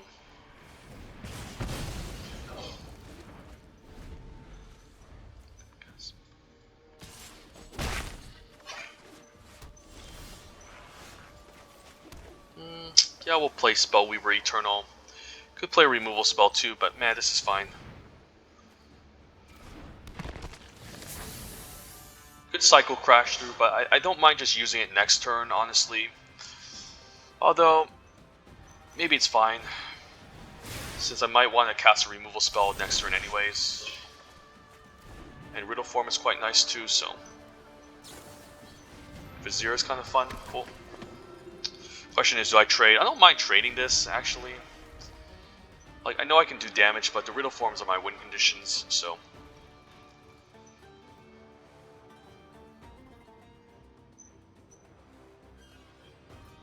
And I think we're the more controlling deck, okay. Just to deal 3, sure. Hieroglyphic Illumination is quite good.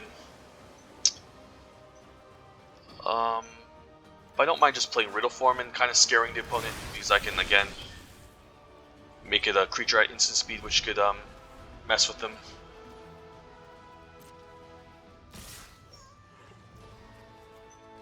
I guess it's sorcery speed, so never mind. Just take it for now. And next turn we can try to do some sort of ambush shenanigans. Temet is quite good, it can embalm for 5 mana.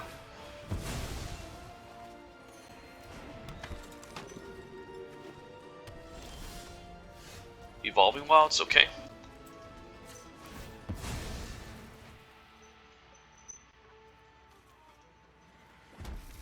We'll say go. Again, I can ambush him if I want to. And I'm actually hoping he attacks with Ball, so now what I can do is I can cast Hieroglyphic Illumination. Bring my Riddle form back. I can prevent the most damage or kill the most annoying creature. I think I want to block, prevent the most damage perhaps. Yeah, prevent the most damage. I don't want to get run over by a blue-white deck. He probably has something because he knew attacking into this wasn't correct, so yeah, that's fine. Jace can be kind of fun. So yeah, we'll just Magma Spray to 2/2, I think. Play land. Could just play Jason plus. Yeah, well, Jason plus. I don't think he can kill it. And this is just very mana efficient. Gives me a bunch of card advantage. We can figure a way Good out. minus, but I don't really care. I know who I Even am. Initiate could be quite good. So it gives me an extra creature to help me close out the game.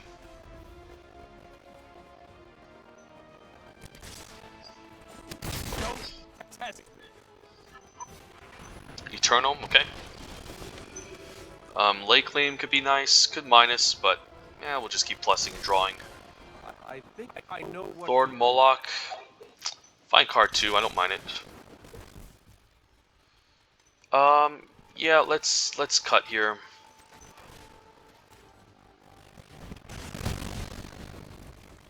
And I'll play an Aven Initiate too. Don't mind trading it for the 2/2, honestly. Could use another removal spell again, sure. Jace is still at 1 loyalty, so that's not bad. That's supposed to hurt. Magma Spray. I am like you. Land is not bad, because I did miss my land drop, so I'll just play it too. And we can keep up Magma Spray and struggle to survive.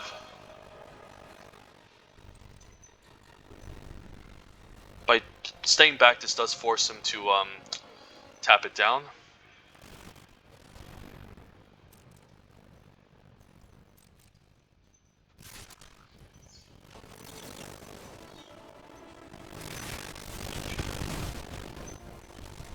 I can eventually just bounce my Aven Initiate back into my hand.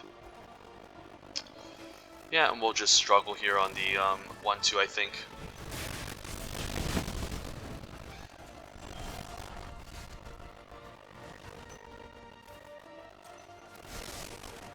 I think I know. Blade seems fine. And we can also pull from tomorrow at instant speed. Could just do it now. But, you know, I don't really feel the intention to, so we'll attack for 2. And, yeah, I'll draw into a land. It's not a big deal. I'll play my land out and then pull for, I think, how much? 6? And hopefully I don't end up decking myself. I could also pull for 5.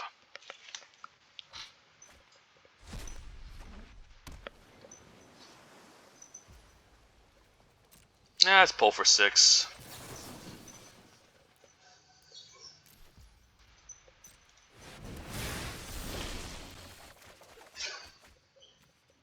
And then, yeah, I'll discard an island. Fine bouncing my Aven Initiate back and then recasting it. And then, yeah, he should just be dead. Since there's not much you can do at this point. Let's just minus. I am who I choose to be.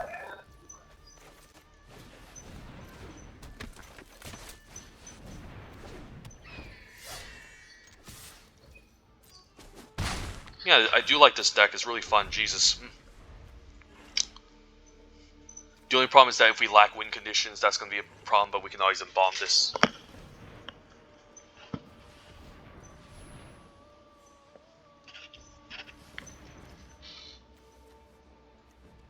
Could see a removal spell.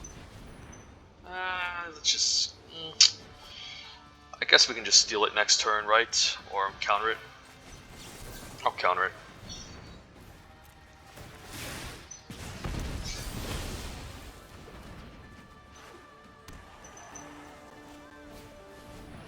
Yeah, I don't know if I want to draw off Jace. Like, I know the loyalty could matter, but I don't want to like just. I don't want to deck myself, so I think I don't think I draw Jace here. Maybe I draw one more time and then I can use a bounce spell. Yeah, it could be fine. Think fast. Eh, maybe I should tap better. Maybe I should drew first, tap better. Sure.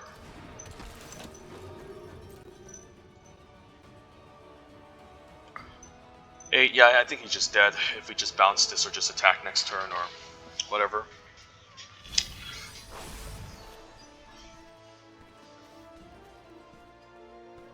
Yeah, I think he's just dead.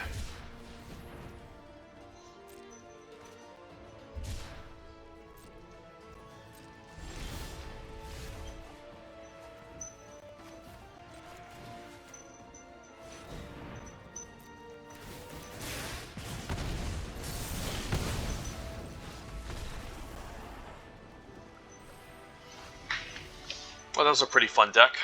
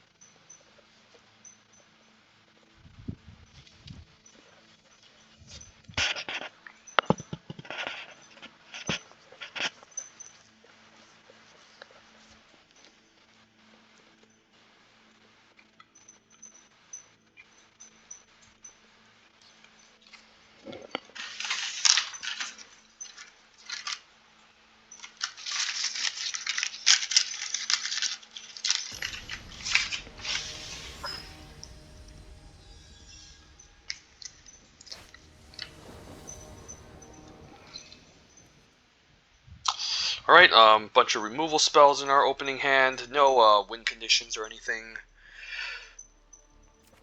I mean, it's not the worst, but I'll try it.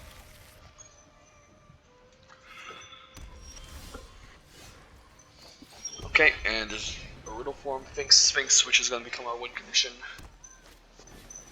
And I'll kill that ASAP. Just for tempo. And yeah, Crash Through can be pretty insane next turn.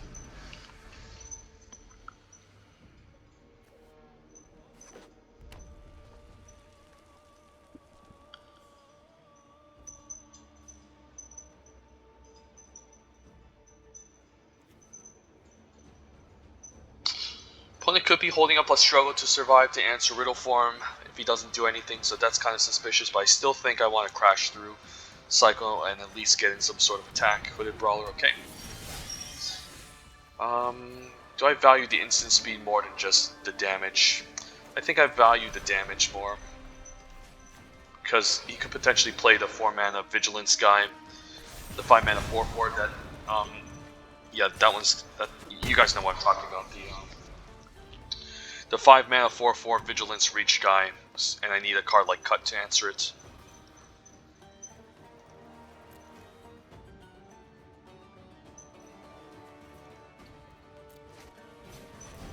Crocodile, yep, this is the card. I mean, this is one of the cards, but yeah, I'll just cut now and fly over and kill and attack.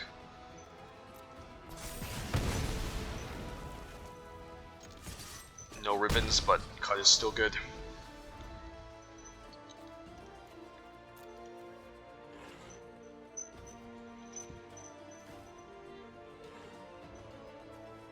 Might need to cycle away this lay claim if I can't seem to get a land drop with it. It's a great card, but it is also a problematic one if I can't do much about it.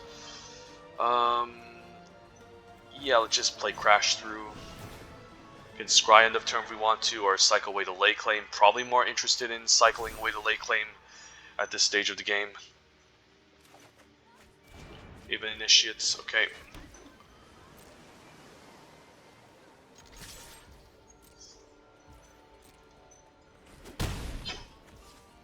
I could also scry, which isn't the worst. Like, it's almost like drawing a card in a sense. What would we want to keep on top? Maybe a land? Wow, 6th Sense, okay, that is a problem, so... Yeah, I can't let him draw cards forever, so... We could either scry or cycle the lay claim. By cycling the lay claim, we can look into 2 cards deeper, but, I mean, we're almost... Yeah, land 7 is going to take a long time. We are going to look at 2 cards deeper into the library, but it's almost like scrying. I don't know, I think we should cycle the lay claim. Because there's a chance that even if we bomb the card in a bomb, it's not what we want, or we still need to hit our land drop. Let's just cycle this. I don't think we're ever going to cast it in this game. And then, yeah, we need to take out the 4-2 ASAP. Blur of Blades is great, but we'll just take out the 4-2 now before it becomes a problem.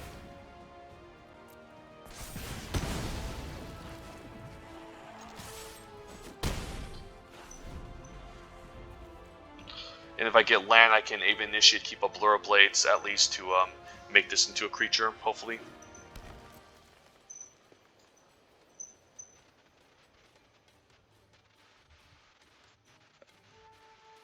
What does he have here? Come on, please. Please don't just destroy me. Opponent, don't destroy me. I don't deserve this. Okay. Yeah, I guess I can play the Aven Initiate. I could also just Blur Blaze now and attack for 3. Probably not worth it still.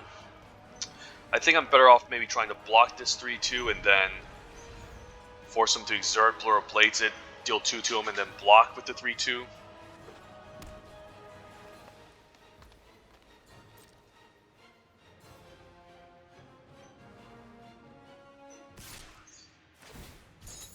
Luckily this is an instant.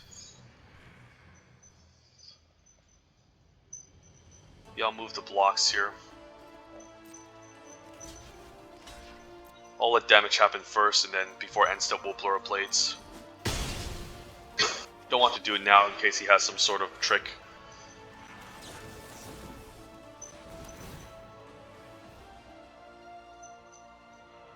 I guess he has a pump trick. Well, if he has a pump trick to save this, I guess I still have a turn to like cast Pull from tomorrow and hit him for 3 and draw a million cards and try to win the game that way.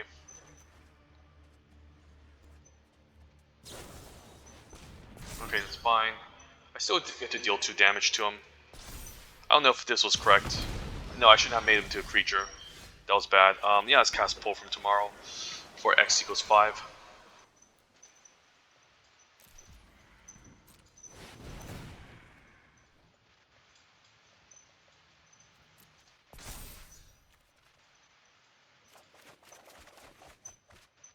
Probably don't need land at this point.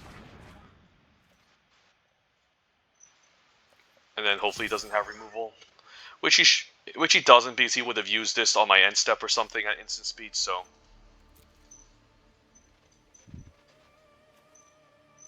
Does he have removal? Wow. If he has removal, I'm going to be quite amazed. Okay. Alright, alright. That's sweet. Sweet from the opponent. I respect that. I respect that.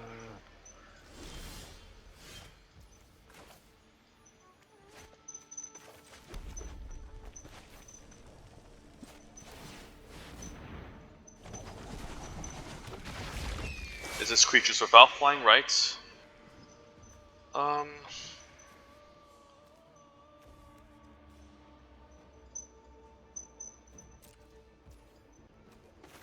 just kill this now. Seems kind of annoying.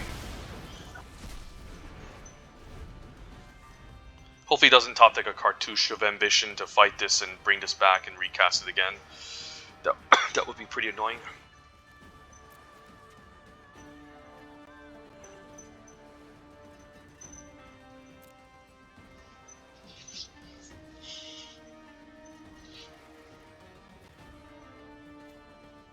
He might just cast this just to draw a card. I mean, if you gotta do what you gotta do, right? Cartouche of Zeal. I mean, I'll take 2. Oh crap, he's gonna make a 4/2. Never mind. I mean, I'll take 2. I mean, I can kill both creatures. Actually, I don't really care about this too much. Yeah, I'll take 2 and then maybe kill this creature with struggle.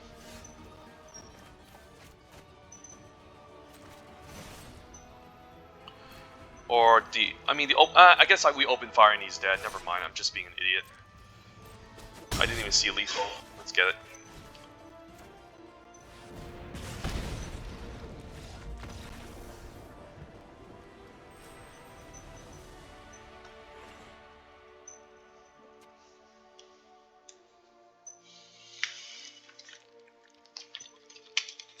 Alright, I'm pretty satisfied. This is a really good, well-rounded deck to end the Amonkhet Remastered series. So we mostly drafted the green multicolor control decks. Not too many black-based control decks. We drafted like one red-white aggro deck, and now we had the blue-red spells deck under our table. But I did have the blue-black mid-range deck as part of my history in the past, so I'm not going to complain.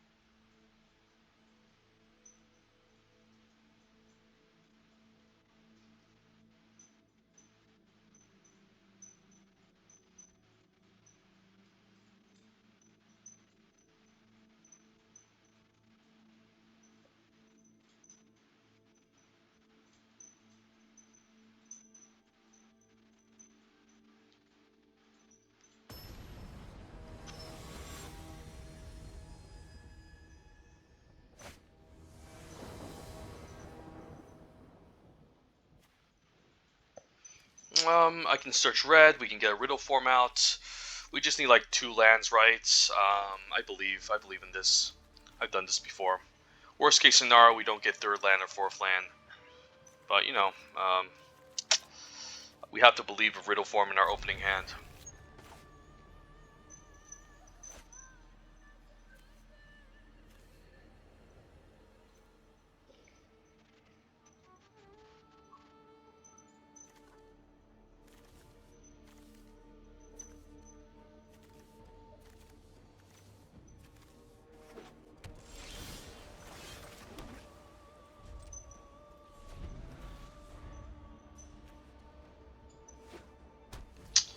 I need to hit my land draw, please. Hopefully he doesn't censor my riddle form. That would be annoying as well.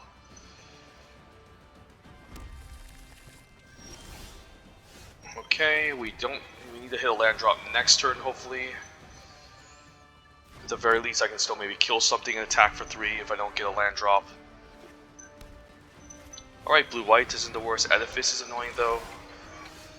I think I'll cycle a lay claim to try to hit my land drop. And we didn't. So alright, this could be bad.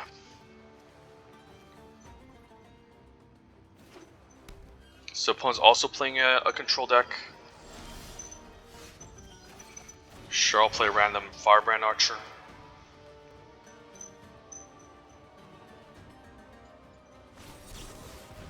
Okay. It's not the worst, but whatever. At least he doesn't get to grow his Edifice. And we have a pretty defensive controlling hand. As long as we can hit our land drops and kill his stuff, we should be fine. Please nothing large. Another edifice is annoying. Alright, this could be a hard game if we're unable to kill him, and yeah, we're just gonna have to settle with perhaps discarding here. What do we want to get rid of? The Magmaroth doesn't look good in this matchup. He's just gonna keep tapping it down. It's kind of clunky. Yeah, we'll just get rid of the Magmaroth. So this is gonna be a hard game to win, honestly. That's annoying. You can always just bring it back the next following turn, right? But I still don't want to take a million damage, so I guess I'll just Essence Scatter anyways. And decline here.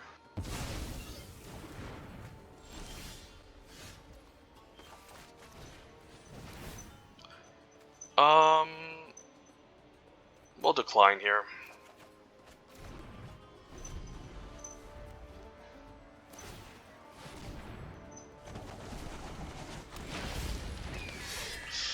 Can we hit a land drop, please?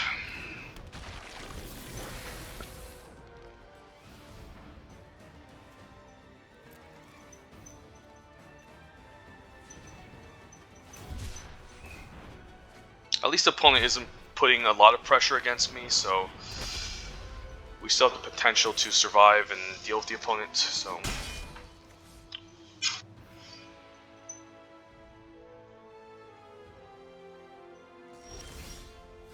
Finally a land, thank you.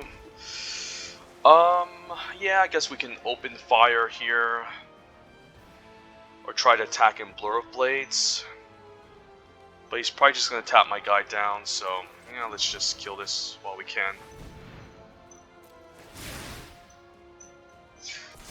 And I will try to make this into a creature this time. I know he can tap them both down and prevent them from attacking, but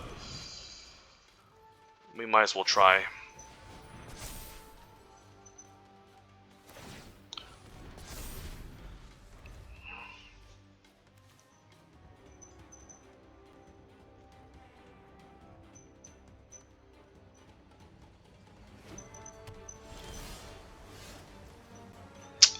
I think I need to cycle this.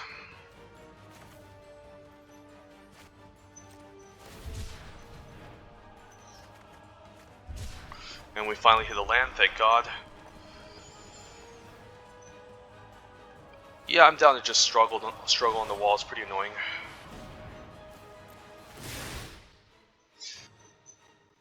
Are you serious? Oh, he just pings me, okay. Thank God, I need to get rid of this stupid wall. So Dupont can also mill me here by just playing with the stupid Edifice of Authority, so I'm kind of in the spot where I do need to be aggressive against the opponent. But it's going to be a little bit rough, since I don't really have much. I can always steal the Edifice with like maybe a lay claim, but I did cycle that away early. Yeah, I did cycle away the lay claim early just to hit my land, so that was really bad for me.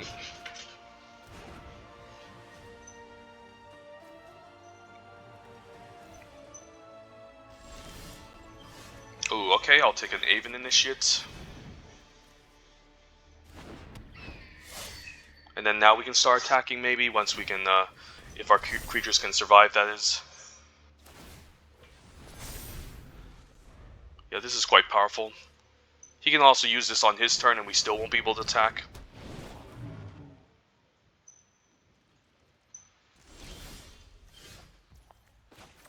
Hopefully this resolves.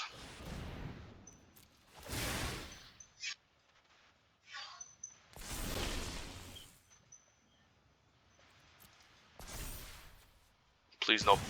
Okay, yep, so we can get in for at least 3, so that's nice.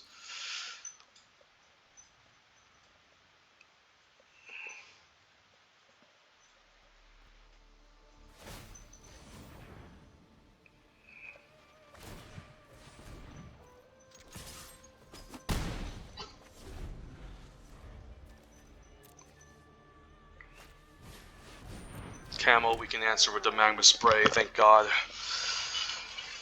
Hopefully no stupid Cartouche of Ambition here. Maybe see a Cartouche. Okay, Unquenchable Thirst.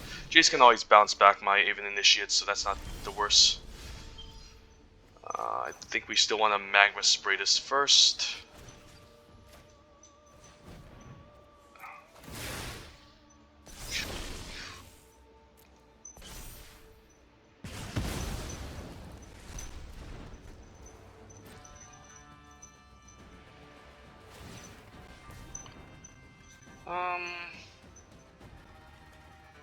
Could use this to scry. Yeah, I'll use the scry ability before he locks it down. I'll keep a land for sure.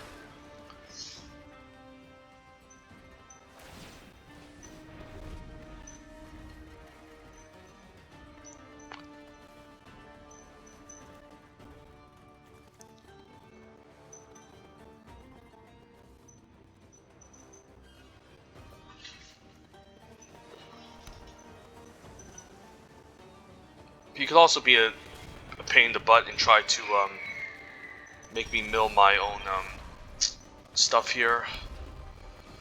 Yeah, I can't really let the River Hoopu untap. Make sure I tap correctly. I can destroy target artifact too with a Braid, so that's very interesting to note.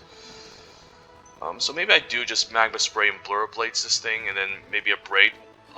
Save the Braid for this instead, so let's try that.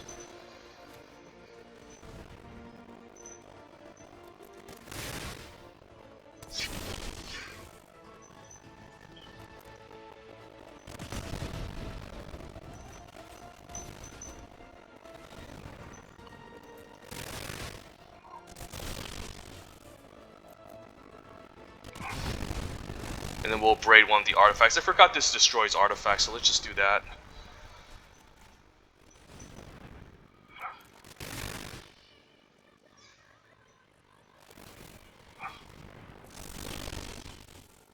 And I'll take action.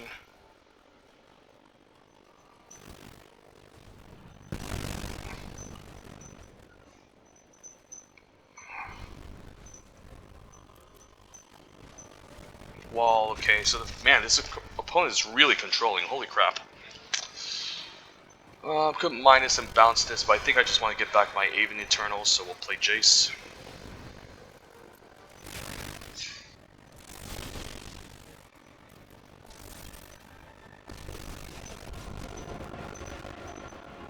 I'm always a step ahead. I know who I am.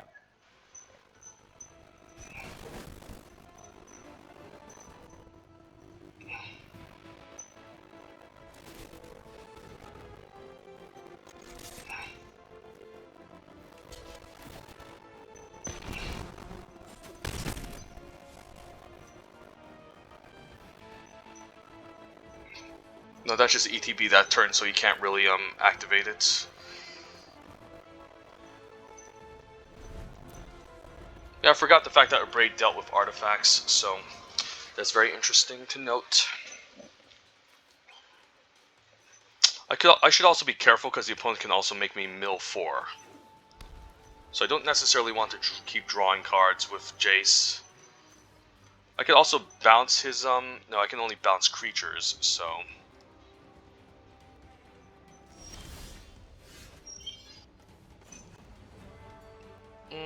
yeah, I'll just plus. Need to be careful here though. Yeah, I'll take a land. Land could be fine. Missing my land drops as of right now, so.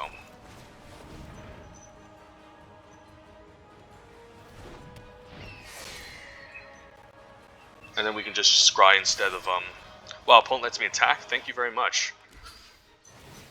Yeah, we'll just afflict 2 then.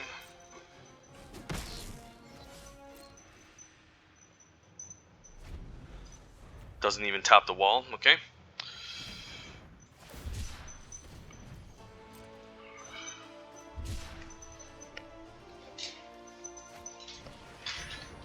Fanbearer, okay. Another Unquenchable Thirst. Okay, I guess I'll just rebounce it then with Jace and recast it. Land is fine. Land will actually allow me to cast both Aven Initiates, so you know what? I'll actually keep both on top.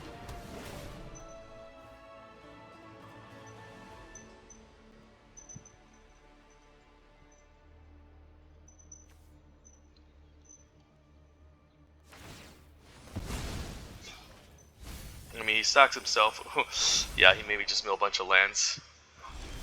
So I kind of baited him, but yeah, we'll get both our Aven Initiates back, so what we can do is we can turn this to our hand. I think I know what to do. Cast 1, then cast another one. Fine attacking for 2 with the spell Weaver Eternal as well.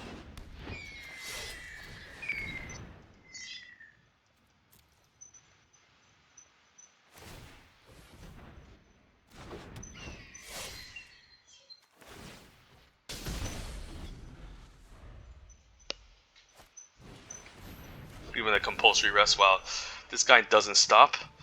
I don't think I want to plus with Jace anymore. Yeah, I think we just want to draw very few cards and minus with Jace. So, how much is this? I do want to recast the. So I have 7 mana, so I do want to just draw 3, I think. And then that way I can still cast an Aven Initiate if I want to bounce it.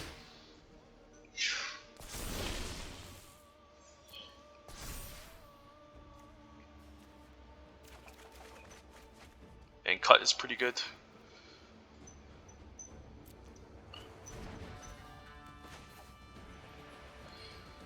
Yeah, I'll actually cut the Fan Bearer, I think. It's a pretty annoying card.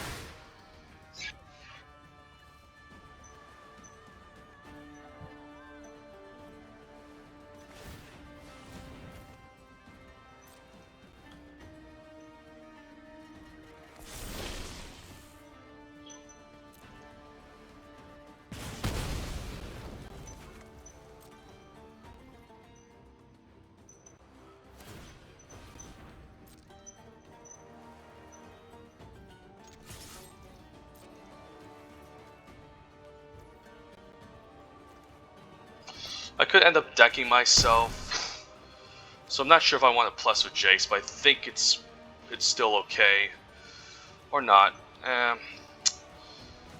you know what? Let's just minus bounce, maybe I know who I am. Aven Initiate at this point.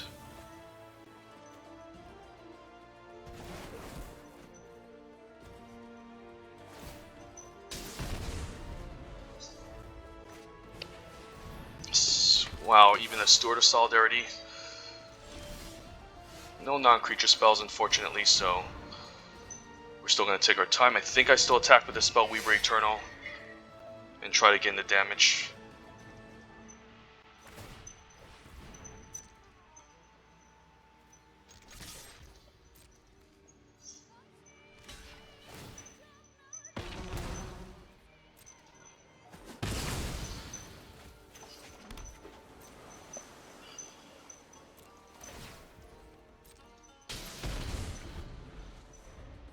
We can potentially win next turn if he doesn't kill any of my flyers, so...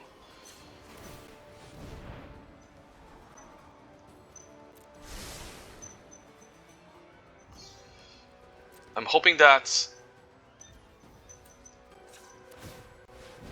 we can find one more non-creature spell, and yeah, it seems like they're nothing but lands. Alright, well, Thorn Moloch isn't the worst, but yeah, we can't attack with the Riddle form.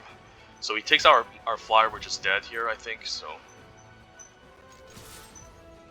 Okay, just one more hit in and we should be able to win. Alright, so please no answer to my 3-2. Alright, very close game. And hopefully no answer to the Aven Initiate. If he has an answer, we just lose. Please. Oh my god, he has his own Aven Initiate. I mean, I guess I can reanimate mine, but he's just gonna keep blocking it down. Yeah, you got it. Good game. Good game, man. There's no point in playing. Only if we got 2 more points of damage, so maybe it should have mattered that we killed the, we should have taken out the edifices earlier. I felt like that was a game we could have definitely won. If I didn't, I mean, it was a hard game.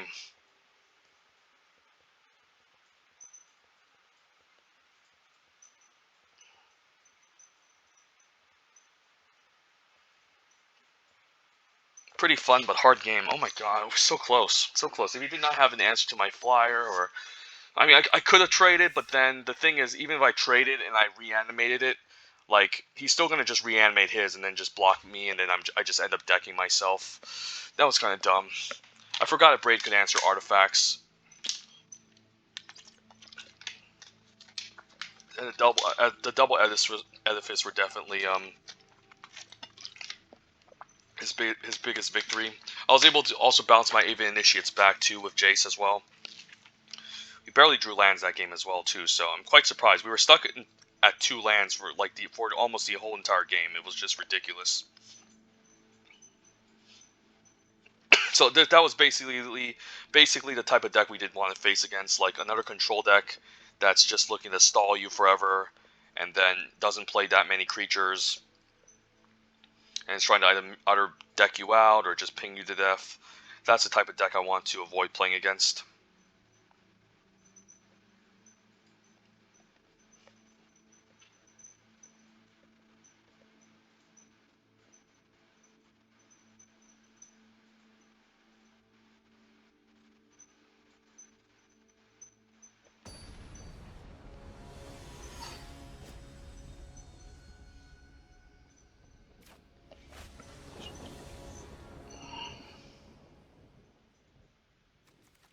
Riddle form, no red mana, but we have riddle form.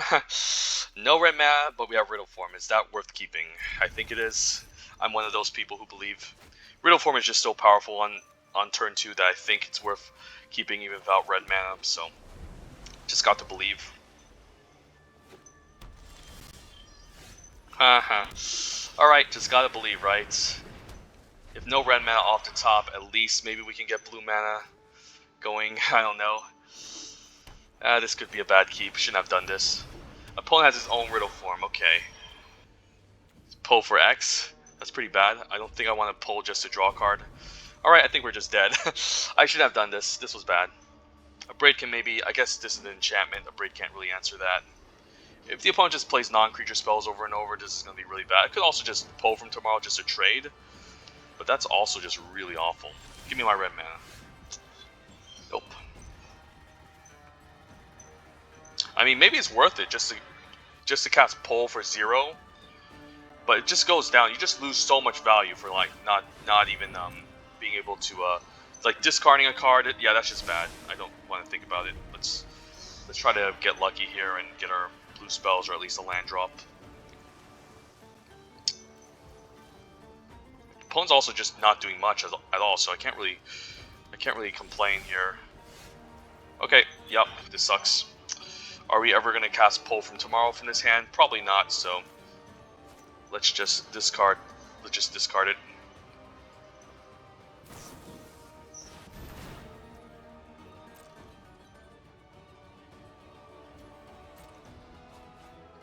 I mean, one red mana could do so much. We can keep up at instant speed to answer the riddle form. We have so much removal. So I'm just hoping I can get one red mana going. As I say that, we don't get a red mana. Hey, but we can cycle for at least a land.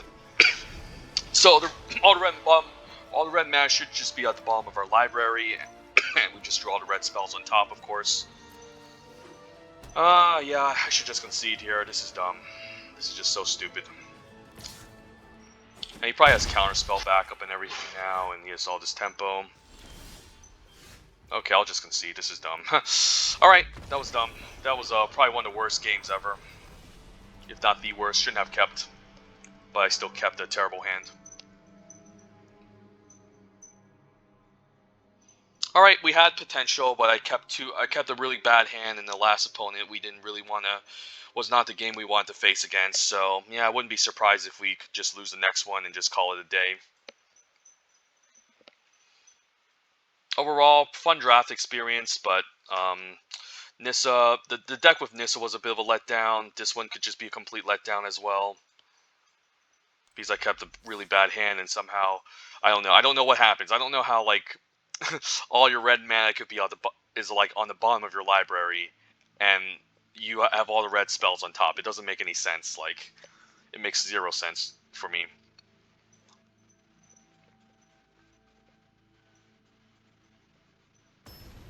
There's a chance I can still do well, maybe end up in 5 wins, but it's pretty abysmal here.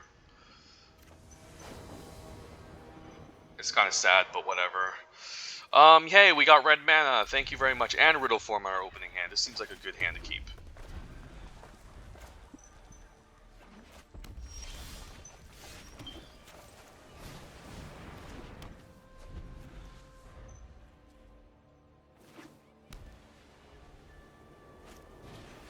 I'll happily kill that with Blur Blades. Yeah, we'll just kill it now. We're the controlling deck against the opponent. We don't want to.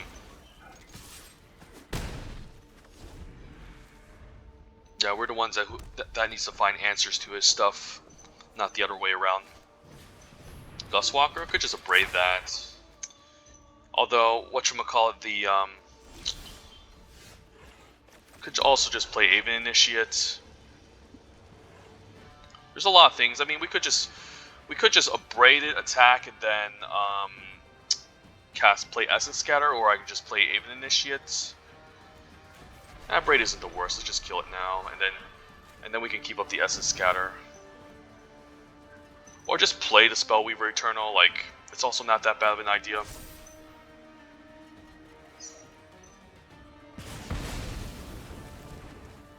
There's a chance though that the Spellweaver Eternal doesn't really attack past this creature. So maybe I still keep it up, but meh, just tap out. I think we need to get this as early as possible ASAP, otherwise like we could keep up the Essence Scatter, but obviously, yeah, we want to use the Essence Scatter for something large. Opponent just plays a Sand Strangler. I'll take that. Let's trade. Or maybe we don't trade. If he has a Magma Spray for this, I'm gonna cry. Okay, I guess we're not trading, but I'll take 4. Okay. Alright, so we have a bit of a clock to deal with. Can pull at instant speed. I think I just keep up an Essence Scatter for this turn, because he has a Bloodlust Insider. Maybe we do a main phase pull next turn, and try something like that.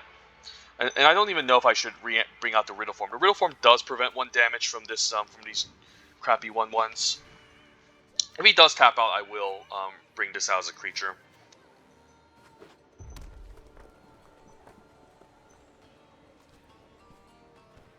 But he doesn't. So I could just pull end of turn just to draw 3. Opponent's kind of scared here. Okay. I'll take 5. It's not the end of the world. If he plays a creature, I will counter it and then scry next turn and maybe do an attack. Yeah, we'll just draw 3, I think.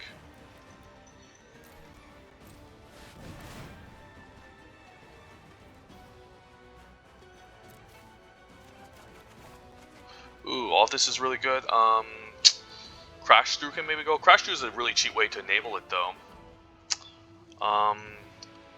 Yeah, but Crash Through is probably the one that needs to go.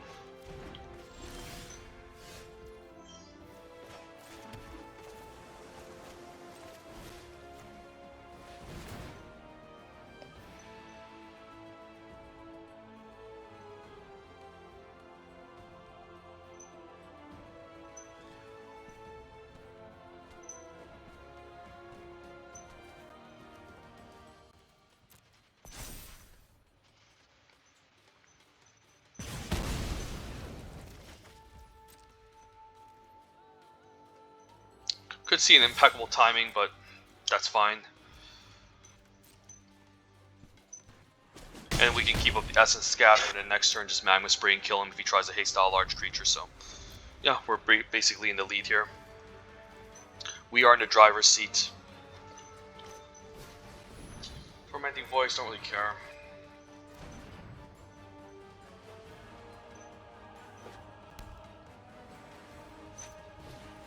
Sacred Cat, I guess I can gain haste. I mean, maybe I just Essence Scatter this. Yeah, I'll Essence Scatter this, it's kind of annoying.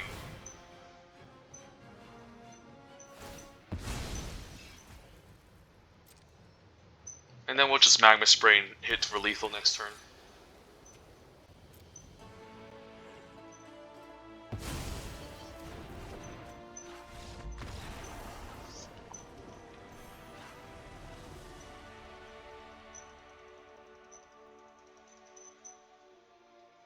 Okay, 6 minutes left. Yeah, might not finish this next match in less than 6 minutes, but that's fine. I'll just make another part 2 video to show the conclusion of this Amonkhet Remastered final drafts. This deck is really strong. I'm hoping it can go the distance. So we're currently only at 3 wins, right? 3 and 2. because we punted hard in one of the matches, and or no, yeah, we punted hard by keeping a terrible hand. But this deck definitely has potential. It's a lot of fun against the red-white decks that are full of weenies. Just play a bunch of removal, kill their stuff, bring out Riddle Form, attack, attack, attack.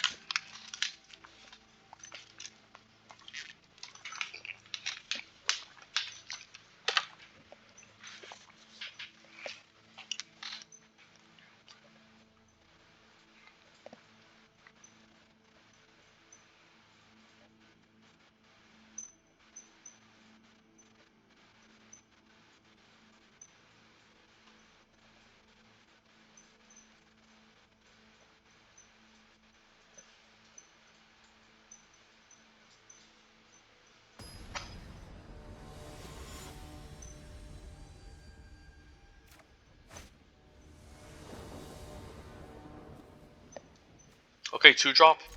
Blur of Blades seems pretty good. Alright, some prowess creatures too to help us like attack in the early game is great, so.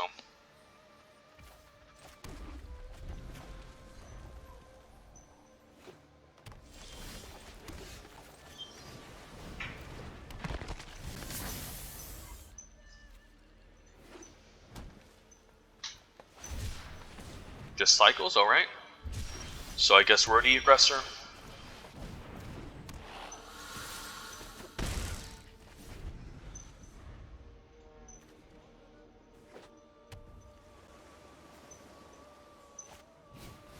Hooded Brawler seems like a good answer for a raid. And we can also keep up blue mana next for the counter spell, so this is pretty cool. Yeah, this is gonna hit pretty hard. Yeah, and he's just dead. Wow, that was a really quick concession. Okay, I'm gonna make a part 2 video since I might not have any more time. The thing is, if I'm gonna lose the next match, I'm not gonna bother making a part 2 video. I'm just gonna say on my video that I just lost. So I'm basically recording in real time here.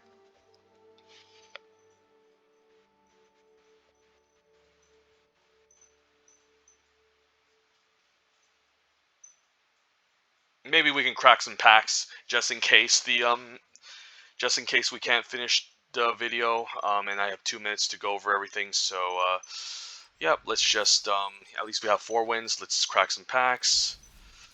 Premier Draft Amonkhet Remastered. Let's pretend we're drafting it. Splendid Agony is the best card in this pack. Vizier is more fancy than it looks. Fine card. I would play this maybe in blue-green since you have the whole untap thing, the whole ramp thing, and could be fine in blue-black, but just very medium. Would take Splendid Agony out of that pack. The 6th Sense card is also pretty cool. Slitterblade are some big trample creatures, but it's hard to get going. Let's take Sand Strangler. I'm not even a big fan of Harsh Mentor. You barely trigger this. Wayward Servant, one of the important uncommons to have in the white-black zombies deck if it comes together, but I would still take Gustwalker just to stay open. But Sand Strangler is one of the best uncommons in the set. Not a bomb uncommon, but an excellent one. Same with the Oketra's Monument. Imminent Doom is kind of a fun build around, but it's hard to get going. But if you do, it can work, but I don't believe in it.